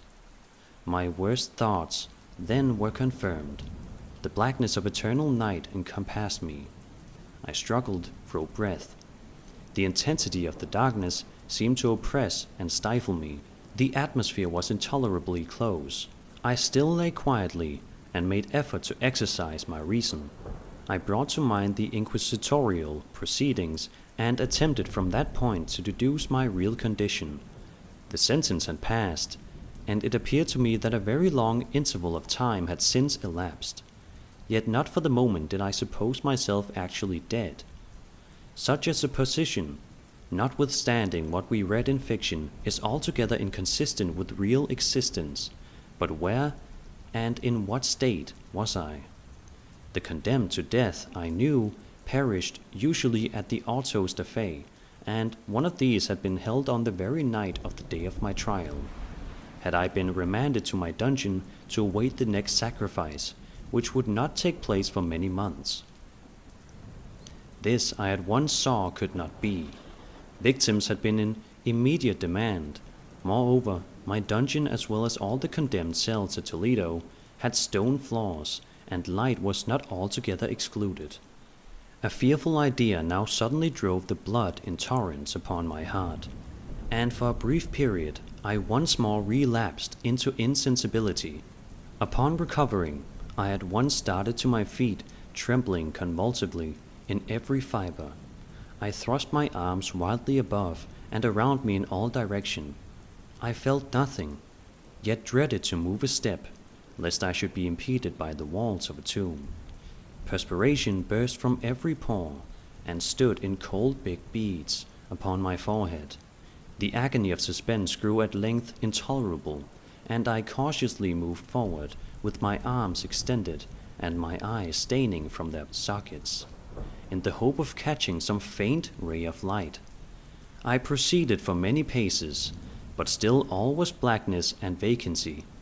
I breathed more freely. It seemed evident that mine was not, at least, the most hideous of fates.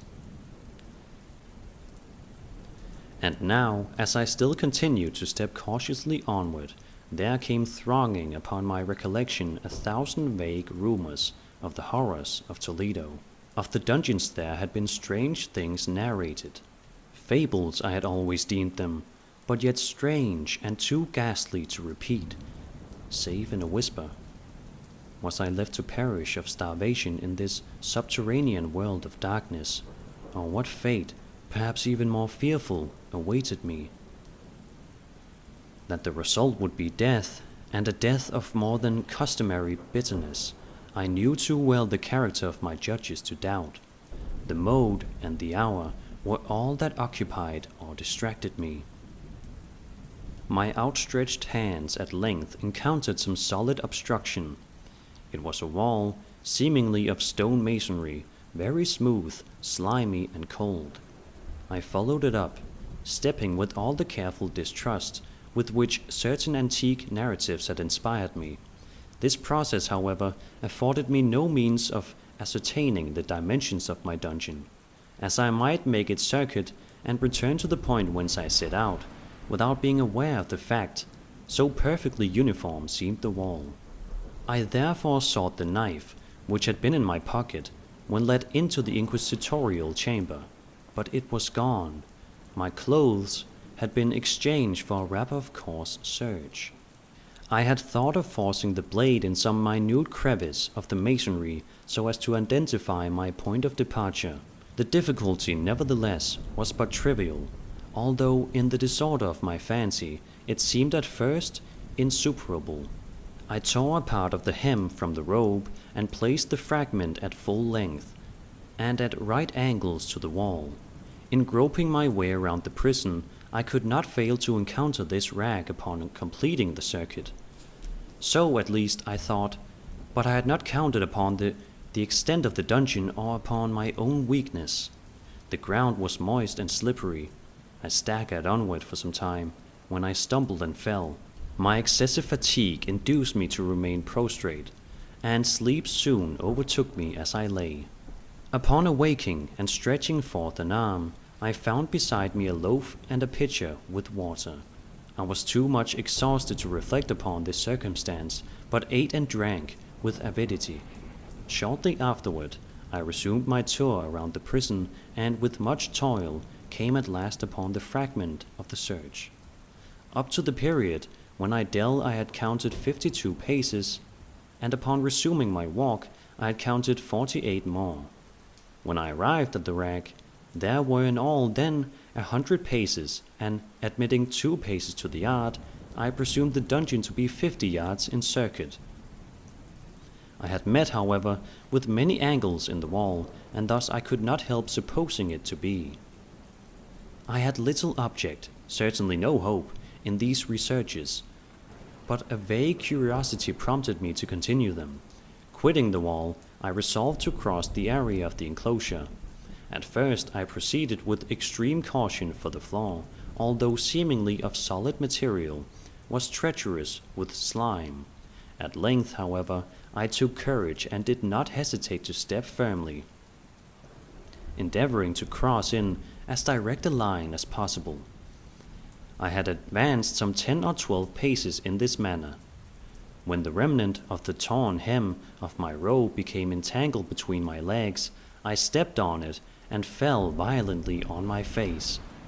In the confusion attending my fall, I did not immediately apprehend a somewhat startling circumstance, which yet, in a few seconds afterwards, and while I still lay prostrate, had arrested my attention. It was this: my chin rested upon the floor of the prison, but my lips and the upper portion of my head, although seemingly at a less elevation than my chin, touched nothing. At the same time my forehead seemed bathed in a clammy vapor, and the peculiar smell of decayed fungus arose to my nostrils. I put forward my arm, and shuddered to find that I had fallen at the very brink of a circular pit, whose extent, of course, I had no means of ascertaining at the moment. Groping about the masonry just below the margin, I succeeded in dislodging a small fragment and let it fall into the abyss. For many seconds I hearkened its reverberations as it dashed against the sides of the chasm in its descent. At length there was a sullen plunge into water, succeeded by loud echoes. At the same moment there came a sound resembling the quick opening and as rapid closing of a door overhead, while a faint gleam of light flashed suddenly through the gloom, and as suddenly faded away. I saw clearly the doom which had been prepared for me, and congratulated myself upon the timely accident by which I had escaped. Another stop before my fall, and the world had seen me no more, and the death just avoided was of that very character which I had regarded as fabulous and frivolous in the tales respecting the Inquisition. To the victims of its tyranny there was the choice of death, with its direct physical agonies, or death with its most hideous moral horrors. I had been reserved for the latter. By long suffering, my nerves had been unstrung until I trembled at the sound of my own voice, and had become in every respect a fitting subject for the species of torture which awaited me. Shaking in every limb, I groped my way back to the wall, resolving there to perish rather than risk the terrors of the well. of which my imagination now pictured many in various positions about the dungeon. In other conditions of mind, I might have had the courage to end my misery at once by a plunge into one of these abysses. But now I was the veriest of cowards. Neither could I forget what I had read of these pits, that the sudden extinction of life formed no part of their most horrible plan. Agitation of spirit kept me awake for many long hours, but at length I again slumbered. Upon arousing, I found by my side, as before, a loaf and a pitcher of water. A burning thirst consumed me, and I emptied the vessel at a draught.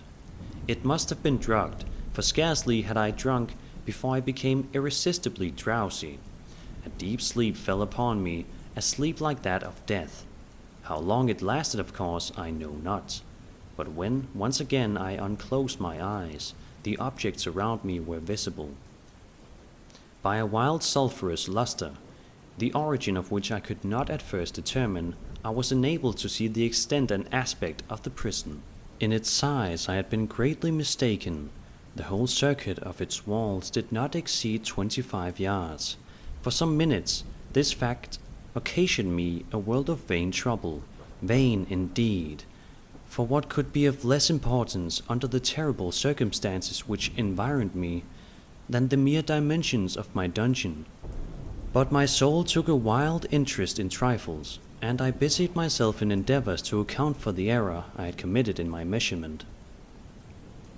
The truth at length flashed upon me.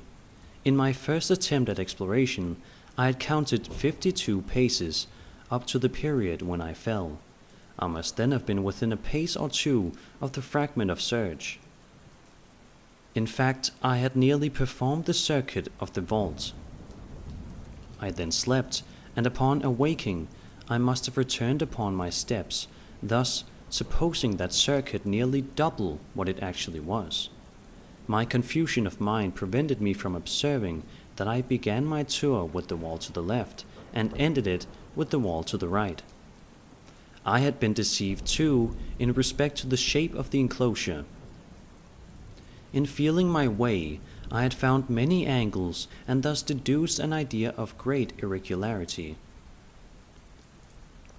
So potent is the effect of total darkness upon one arousing from lethargy or sleep. The angles were simply those of a few slight depressions, or niches, at odd intervals. The general shape of the prison was square. What I had taken for masonry seemed now to be iron, or some other metal, in huge plates, whose sutures, or joints, occasioned the depression. The entire surface of this metallic enclosure was rudely daubed in all the hideous and repulsive devices to which the charnel superstition of the monks has given rise. The figures of fiends, in aspects of menace, with skeleton forms, and other more really fearful images, overspread and disfigured the walls. I observed that the outlines of these monstrosities were sufficiently distinct, but that the colors seemed faded and blurred, as if from the effects of a damp atmosphere. I now noticed the floor too, which was of stone. In the center yawned the circular pit from whose jaws I had escaped, but it was the only one in the dungeon. All this I saw indistinctly and by much effort, for my personal condition had been greatly changed during slumber. I now lay upon my back and at full length on a species of low framework of wood. To this I was securely bound by a long strap resembling a surcingle. It passed in many convulsions about my limbs and body, leaving at liberty only my head and my left arm to such extent that I could by dint of much exertion supply myself with food from an earthen dish which lay by my side on the floor. I saw, to my horror, that the pitcher had been removed. I say to my horror, for I was consumed with intolerable thirst.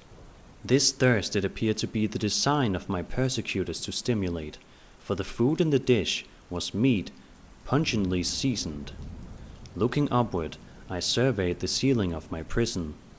It was some 30 or 40 feet overhead, and constructed much as the side walls. In one of its panels, a very singular figure riveted my whole attention. It was the painted figure of Time, as he is commonly represented, save that, in lieu of a scythe, he held what, at a casual glance, I supposed to be the pictured image of a huge pendulum, such as we see on antique clocks. There was something, however, in the appearance of this machine which caused me to regard it more attentively. While I gazed directly upward at it, for its position was immediately over my own, I fancied that I saw it in motion. In an instant afterward the fancy was confirmed. Its sweep was brief and of course slow. I watched it for some minutes, somewhat in fear, but more in wonder. Wearied at length with observing its dull movement, I turned my eyes upon the other objects in the cell. A slight noise attracted my notice, and, looking to the floor, I saw several enormous rats traversing it.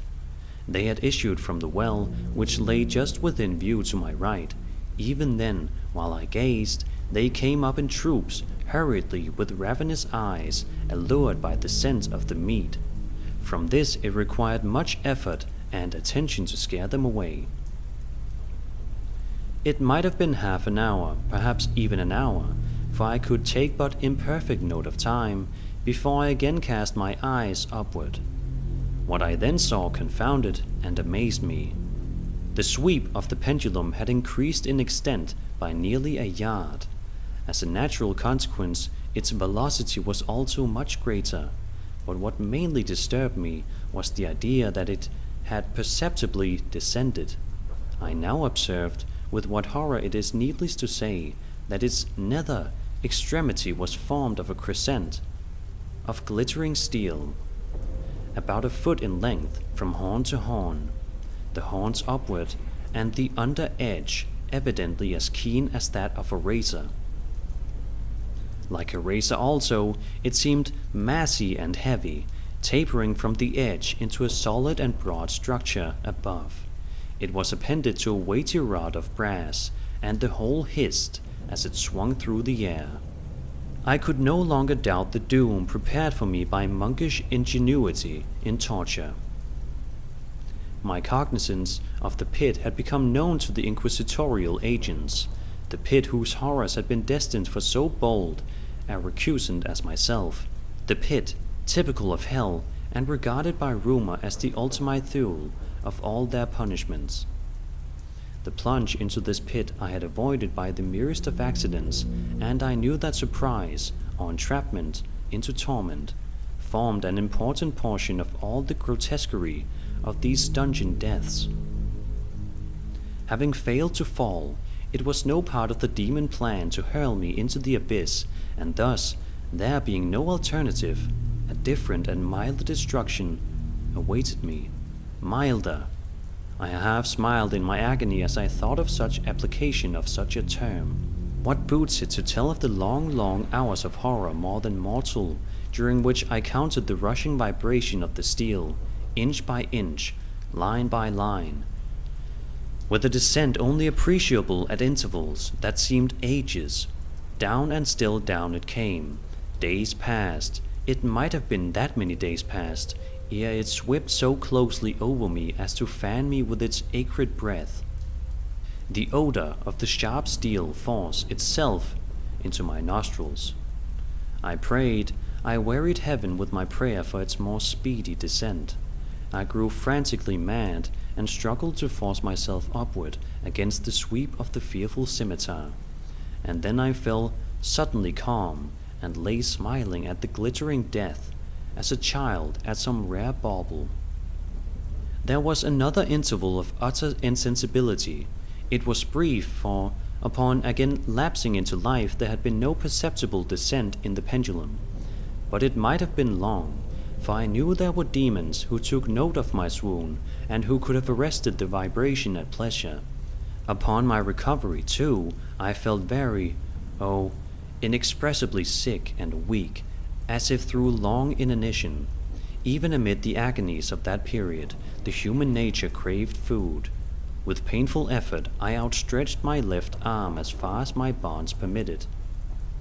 and took possession of the small remnant which had been spared me by the rats. As I put a portion of it within my lips, there rushed to my mind a half-formed thought of joy, of hope. Yet what business had I with hope? It was, as I say, a half-formed thought. Man had many such which are never completed. I felt that it was of joy, of hope, but I felt also that it had perished in its formation. In vain I struggled to perfect, to regain it. Long suffering had nearly annihilated all my ordinary powers of mind. I was an imbecile, an idiot. The vibration of the pendulum was at right angles to my length. I saw that the crescent was designed to crest the region of the heart. It would fray the serge of my robe.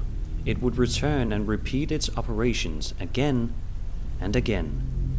Notwithstanding its terrifically wide sweep, some 30 feet or more, and the hissing vigor of its descent, sufficient to sunder these very walls of iron, still the fraying of my robe would be all that, for several minutes, it would accomplish, and at this thought I paused. I dared not go farther than this reflection. I dwelt upon it with a pertinacity of attention, as if, in so dwelling, I could arrest here the descent of the steel. I forced myself to ponder upon the sound of the crescent as it should pass across the garment, upon the peculiar thrilling sensation which the friction of cloth produces on the nerves. I pondered upon all this frivolity until my teeth were on edge. Down, steadily down it crept. I took a frenzied pleasure in contrasting its downward with its lateral velocity, to the right, to the left, far and wide, with the shriek of a damned spirit, to my heart with the stealthy pace of the tiger.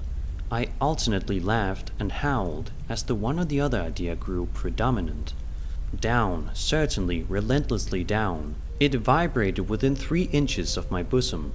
I struggled violently, furiously to free my left arm. This was free from the elbow to the hand. I could reach the latter from the platter beside me to my mouth with great effort, but no farther. Could I have broken the fastenings above the elbow, I would have seized and attempted to arrest the pendulum. I might as well have attempted to arrest an avalanche. Down, still unceasingly, still inevitably down. I gasped and struggled at each vibration. I shrunk convulsively at its every sweep. My eyes followed its outward or upward whirls with the eagerness of the most unmeaning despair. They closed themselves spasmodically at the descent, although death would have been a relief. Oh, how unspeakable!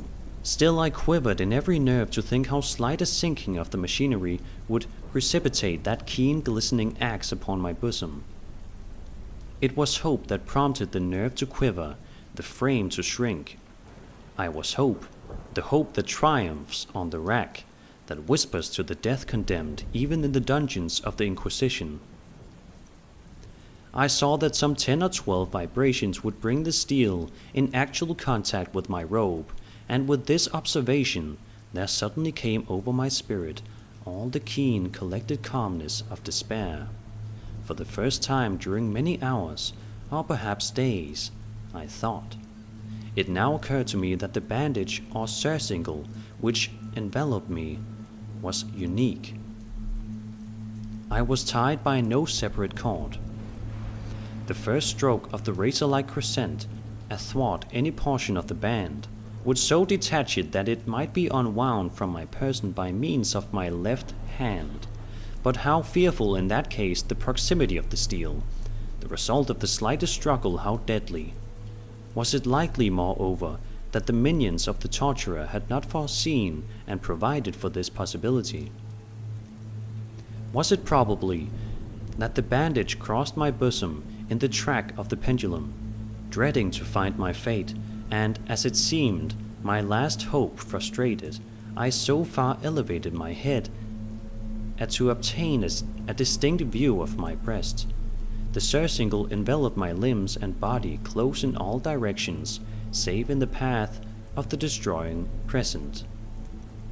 Scarcely had I dropped my hand back into its original position when there flashed upon my mind what I cannot better describe than as the unformed half of that idea of deliverance to which I have previously alluded, and of which a moiety only floated indeterminately through my brain when I raised food to my burning lips. The whole thought was now present, feeble, scarcely sane, scarcely definite, but still entire. I proceeded at once, with the nervous energy of despair, to attempt its execution. For many hours the immediate vicinity of the low framework upon which I lay had been literally swarming with rats. They were wild, bold, ravenous, their red eyes glaring upon me as if they waited but for motionlessness on my part to make me their prey. To what food, I thought, had they been accustomed in the well? They had devoured, in spite of all of my efforts to prevent them, all but a small remnant of the contents of the dish. I had fallen into an habitual seesaw, or wave of the hand about the platter, and at length the unconscious uniformity of the movement deprived it of effect. In their voracity, the vermin frequently fastened their sharp fangs in my fingers. With the particles of the oily and spicy viand which now remained, I thoroughly rubbed the bandage wherever I could reach it. Then, raising my hand from the floor, I lay breathlessly still. At first, the ravenous animals were startled and terrified at the change. At the cessation of movement, they shrank alarmedly back. Many sought the well, but this was only for a moment. I had not counted in vain upon their voracity. Observing that I remained without motion, one or two of the boldest leaped upon the framework and smelt at the surcingle. This seemed the signal for a general rush. Forth from the well they hurried in fresh troops. They clung to the wood, they overran it, and leaped in hundreds upon my person. The measured movement of the pendulum disturbed them not at all. Avoiding its strokes, they busied themselves with the anointed bandage. They pressed, they swarmed upon me in ever-accumulating heaps. They writhed upon my throat, their cold lips sought my own. I was half stifled by their thronging pressure. Disgust, for which the world had no name, swelled my bosom, and chilled with a heavy clamminess my heart. Yet 1 minute, and I felt that the struggle would be over. Plainly, I perceived the loosening of the bandage. I knew that in more than one place it must be already severed. With a more than human resolution, I lay still. Nor had I erred in my calculation, nor had I endured in vain. I at length felt that I was free. The surcingle hung in ribbons from my body, but the stroke of the pendulum already pressed upon my bosom. It had divided the serge of the robe. It had cut through the linen beneath. Twice again it swung, and a sharp sense of pain shot through every nerve, but the moment of escape had arrived. At a wave of my hand, my deliverers hurried tumultuously away. With a steady movement, cautious, sidelong, shrinking, and slow, I slid from the embrace of the bandage and beyond the reach of the scimitar. For the moment at least, I was free. Free! And in the grasp of the Inquisition, I had scarcely stepped from my wooden bed of horror upon the stone floor of the prison, when the motion of the hellish machine ceased, and I beheld it drawn up, by some invisible force, through the ceiling. This was a lesson which I took desperately to heart. My every motion was undoubtedly watched. Free. I had but escaped death in one form of agony, to be delivered on to worse than death in some other. With that thought, I rolled my eyes nervously around on the barriers of iron that hemmed me in. Something unusual, some change which at first I could not appreciate distinctly, it was obvious had taken place in the apartment. For many minutes of a dreamy and trembling abstraction, I busied myself in vain, unconnected conjecture. During this period, I became aware for the first time of the origin of the sulphurous light which illuminated the cell. I proceeded from a fissure about half an inch in width, extending entirely around the prison, at the base of the walls, which thus appeared and were completely separated from the floor. I endeavored, but of course in vain, to look through the aperture. As I arose from the attempt, The mystery of the alteration in the camber broke at once my understanding. I have observed that, although the outlines of the figures upon the walls were sufficiently distinct, yet the colors seemed blurred and indefinite. These colors had now assumed, and were momentarily assuming, a startling and most intense brilliancy that gave to the spectral and fiendish portraitures an aspect that might have thrilled even firmer nerves than my own. Demon eyes, of a wild and ghastly vivacity, glared upon me in 1,000 directions, where none had been visible before, and gleamed with the lurid luster of a fire that I could not force my imagination to regard as unreal. Unreal! Even while I breathed, there came to my nostrils the breath of a vapor of heated iron. A suffocating odor pervaded the prison. A deeper glow settled each moment in the eyes that glared at my agonies. A richer tint of crimson diffused itself over the pictured horrors of blood. I panted. I gasped for breath. There could be no doubt of the design of my tormentors. Oh, most unrelenting, oh, most demoniac of men! I shrank from the glowing metal to the center of the cell. Amid the thought of the fiery destruction that impended, the idea of the coolness of the well came over my straining vision below. The glare from the enkindled roof illuminated its inmost recesses. Yet for a wild moment did my spirit refuse to comprehend the meaning of what I saw. At length it wrestled its way into my soul. It burned itself in upon my shuddering reason. Oh, for a voice to speak! Oh, horror! Oh, any horror but this! With a shriek, I rushed from the margin and buried my face in my hands, weeping bitterly. The heat rapidly increased, and once again I looked up, shuddering as with a fit of the ague. There had been a second change in the cell, and now the change was obviously in the form. As before, it was in vain that I at first endeavored to appreciate or understand what was taking place. But not long was I left in doubt. The inquisitorial vengeance had been hurried by my twofold escape, and there was to be no more dallying with the King of Terrors. The room had been square. I saw that 2 of its iron angles were now acute, 2 consequently obtuse. The fearful difference quickly increased with a low rumbling or moaning sound. In an instant the apartment had shifted its form into a lozenge. But the alteration stopped not here. I neither hoped nor desired it to stop. I could have clasped the red walls to my bosom as a garment of eternal peace. Death, I said, any death but that of the pit. Fool! Might I have not known that into the pit it was the object of the burning iron to urge me? Could I resist its glow, or even if that, could I withstand its pressure? And now flatter and flatter grew the lozenge, with a rapidity that left me no time for contemplation. Its center, and of course its greatest width, came just over the yawning gulf. I shrank back, but the closing walls pressed me resistlessly onward. At length for my seared and writhing body there was no longer an inch of foothold on the firm floor of the prison. I struggled no more, but the agony of my soul found vent in one loud, long and final scream of despair. I felt that I tottered upon the brink. I averted my eyes. There was a discordant hum of human voices. There was a loud blast as of many trumpets. There was a harsh grating as of 1,000 thunders. The fiery walls rushed back. An outstretched arm caught my own as I fell, fainting, into the abyss. It was that of General LaSalle. The French army had entered Toledo. The Inquisition was in the hands of its enemies.